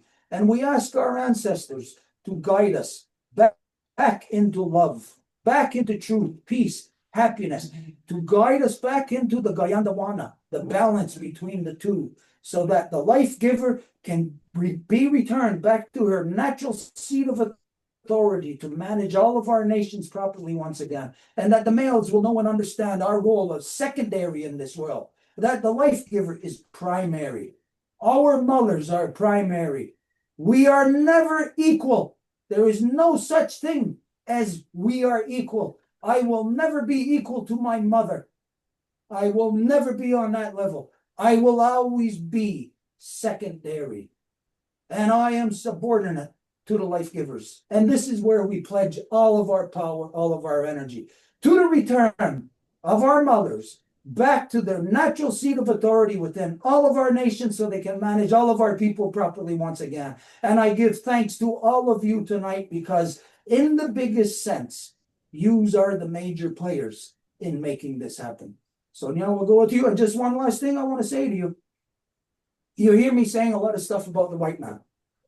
Well, obviously, I'm talking about the white man who remains in his mindset. You are a brother. You are of a mindset of correction. And this is not of those who choose to stay stuck within the corrupted mindset of a colonial way of thinking. So we acknowledge you as a brother. And when we speak of your, could say maybe like your fellow white people, when we speak of them, we are not speaking in the derogatory fashion. We are quite simply identifying a corruption. And if you went to the doctors, you'd want him to, or her, to identify what's wrong with you. You wouldn't want him to, or them to skirt around the issue and to not identify it. And so we identify it so that there will be peace amongst us, so that we will all know what our common truths are. I will never sugarcoat the truth to you or for you. I will always speak the truth 100% to you, and I expect the same from you. I acknowledge you as my brother, and you as my brothers across the great waters. I am so happy to have contact with you. I look forward to the next time that we're going to do this. It's going to have to happen within the next week. So we'll have contact. The emails will be sent. Nyawago, everybody. We'll say good night to you now, or good morning to you, whatever it is over there. Stay warm. I know I see you dressed all wintry. Over here, we're boiling hot. I'm even should take my shirt off. Nyawago, everybody. And work on that affidavit. Draft that affidavit up. Okay. Ciao. See you. See ya. Anna. Okay. Wow. Wow. Okay, so I don't know what to say now. For those of you who are here with us, is there anything anybody wants to say? I know we couldn't keep them longer, like if you had questions or anything directly to them. But as you know, there's going to be these meetings coming up in the next couple of weeks. We've got to do something within the next 15 days to have this position lodged. So there's going to be a lot of talk. And this is the serious talk. There's no time for the bullshit, no time for the stupid minds, no time for the insignificant ones who want to talk about hockey games or bullshit nonsense like that. Now is the time to rise up, because this is where we carry out the work to heal Mama. This is where the good work happens. Okay, so I don't know. Is there anything, if anybody's got anything to say? If not, I'm kind of elated right now, and I'm on a high. So right now my mind is having a hard time to think of anything else like to what to address, except there was a vein this morning of which I felt, and I made a post about it. About the children. Within the longhouse, or the structure of the longhouse is designed to nurture the best living conditions for the life giver, for her to be free in the way and form that she chooses to be, so that she can perpetuate her sacred bloodlines. And so the longhouse is established for the safety of the life givers and her children. The current levels of males are just like in the bear community. Current levels of males are not there. Who is there? Is the life givers and the children, for safety, for happiness, for love, all of this to be nurtured. A little bit unlike the bears, the human fathers are there. But human fathers acknowledge that the responsibility of raising the children, teaching the children, that this lies within, it is the domain of the life givers. Because from the youngest ages, the tenderest age, this is where love, the songs, the ceremonies are to be instilled into the child, into the mind of the child. All the love, all the respect, all the happiness is supposed to be instilled there, and there is not supposed to be any kind of hindrance to the children or to their mothers. If their mothers are hindered in any way, this affects the children. And when the children are affected at a young age, having to worry about their moms or whatever circumstances, then this causes children to grow up too fast. To be thinking about, be concerned about things that their minds shouldn't even be troubled with yet. But in this world, this is what everything we've been talking about tonight, about the white British non-native, systemically racist colonial genocide expanding around the world. that this is what it does to children. It destroys children around the world. It destroys life givers around the world. Life givers are relegated into the streets, in being relegated into being nothing. Society discarding. Imagine women. Where today women are homeless. Women are destitute in the streets. And when anybody is destitute and homeless, what starts to happen is their mind starts to go.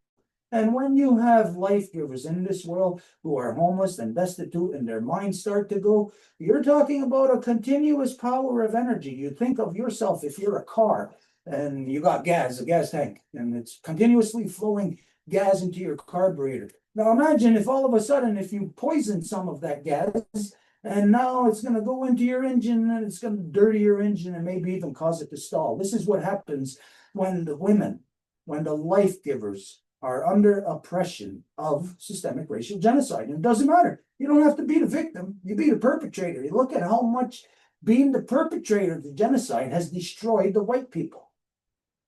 It's destroyed you more than it has destroyed me. I am still with identity. But what would your identity be if not thieving, raping, murderer? Not a good identity.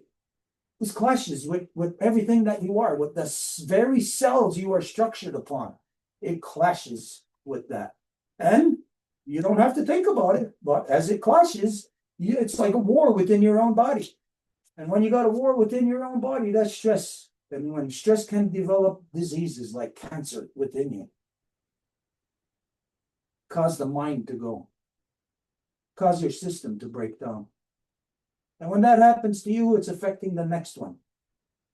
And this is how colonization permeates and expands like cancer, consuming all the cells in your body.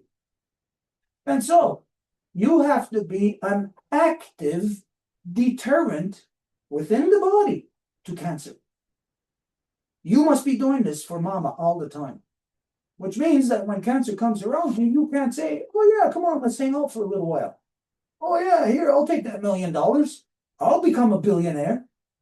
Somebody's got it, right? So why not me?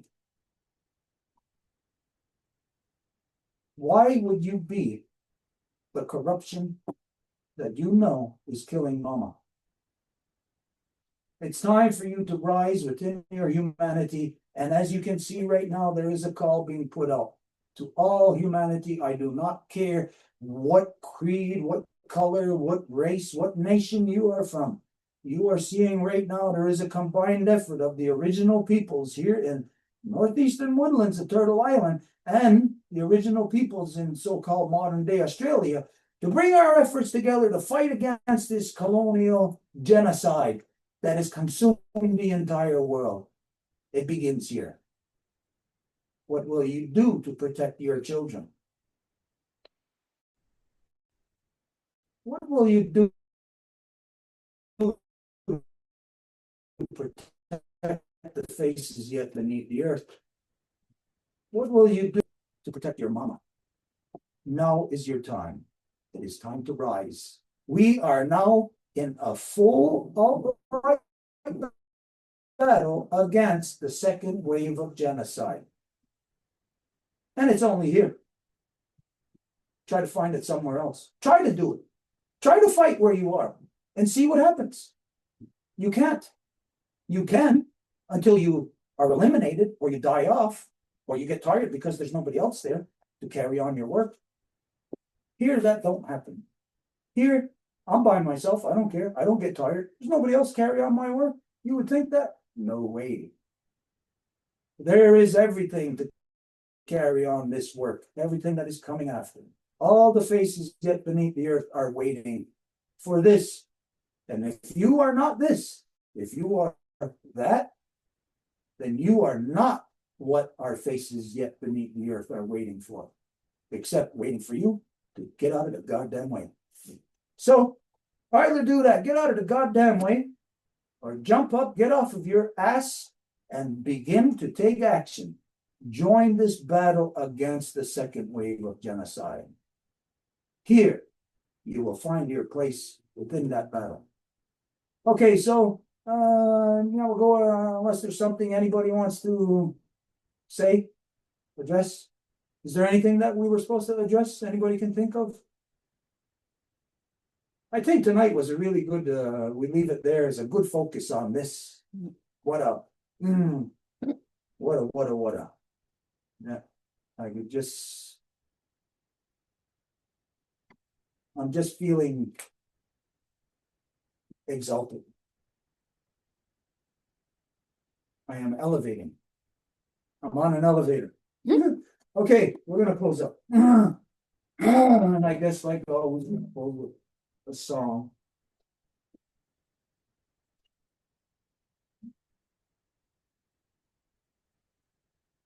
Wait.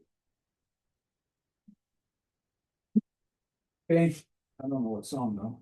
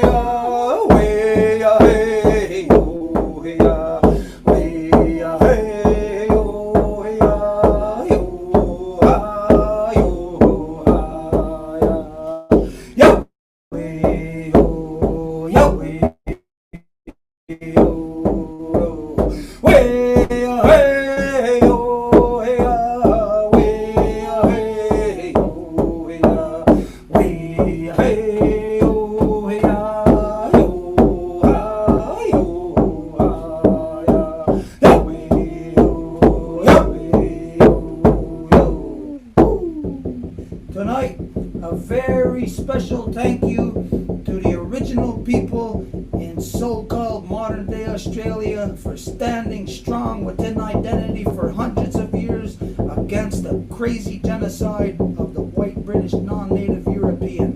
They are a strong, beautiful people, and we give thanks to them. Now we'll go on. Good night.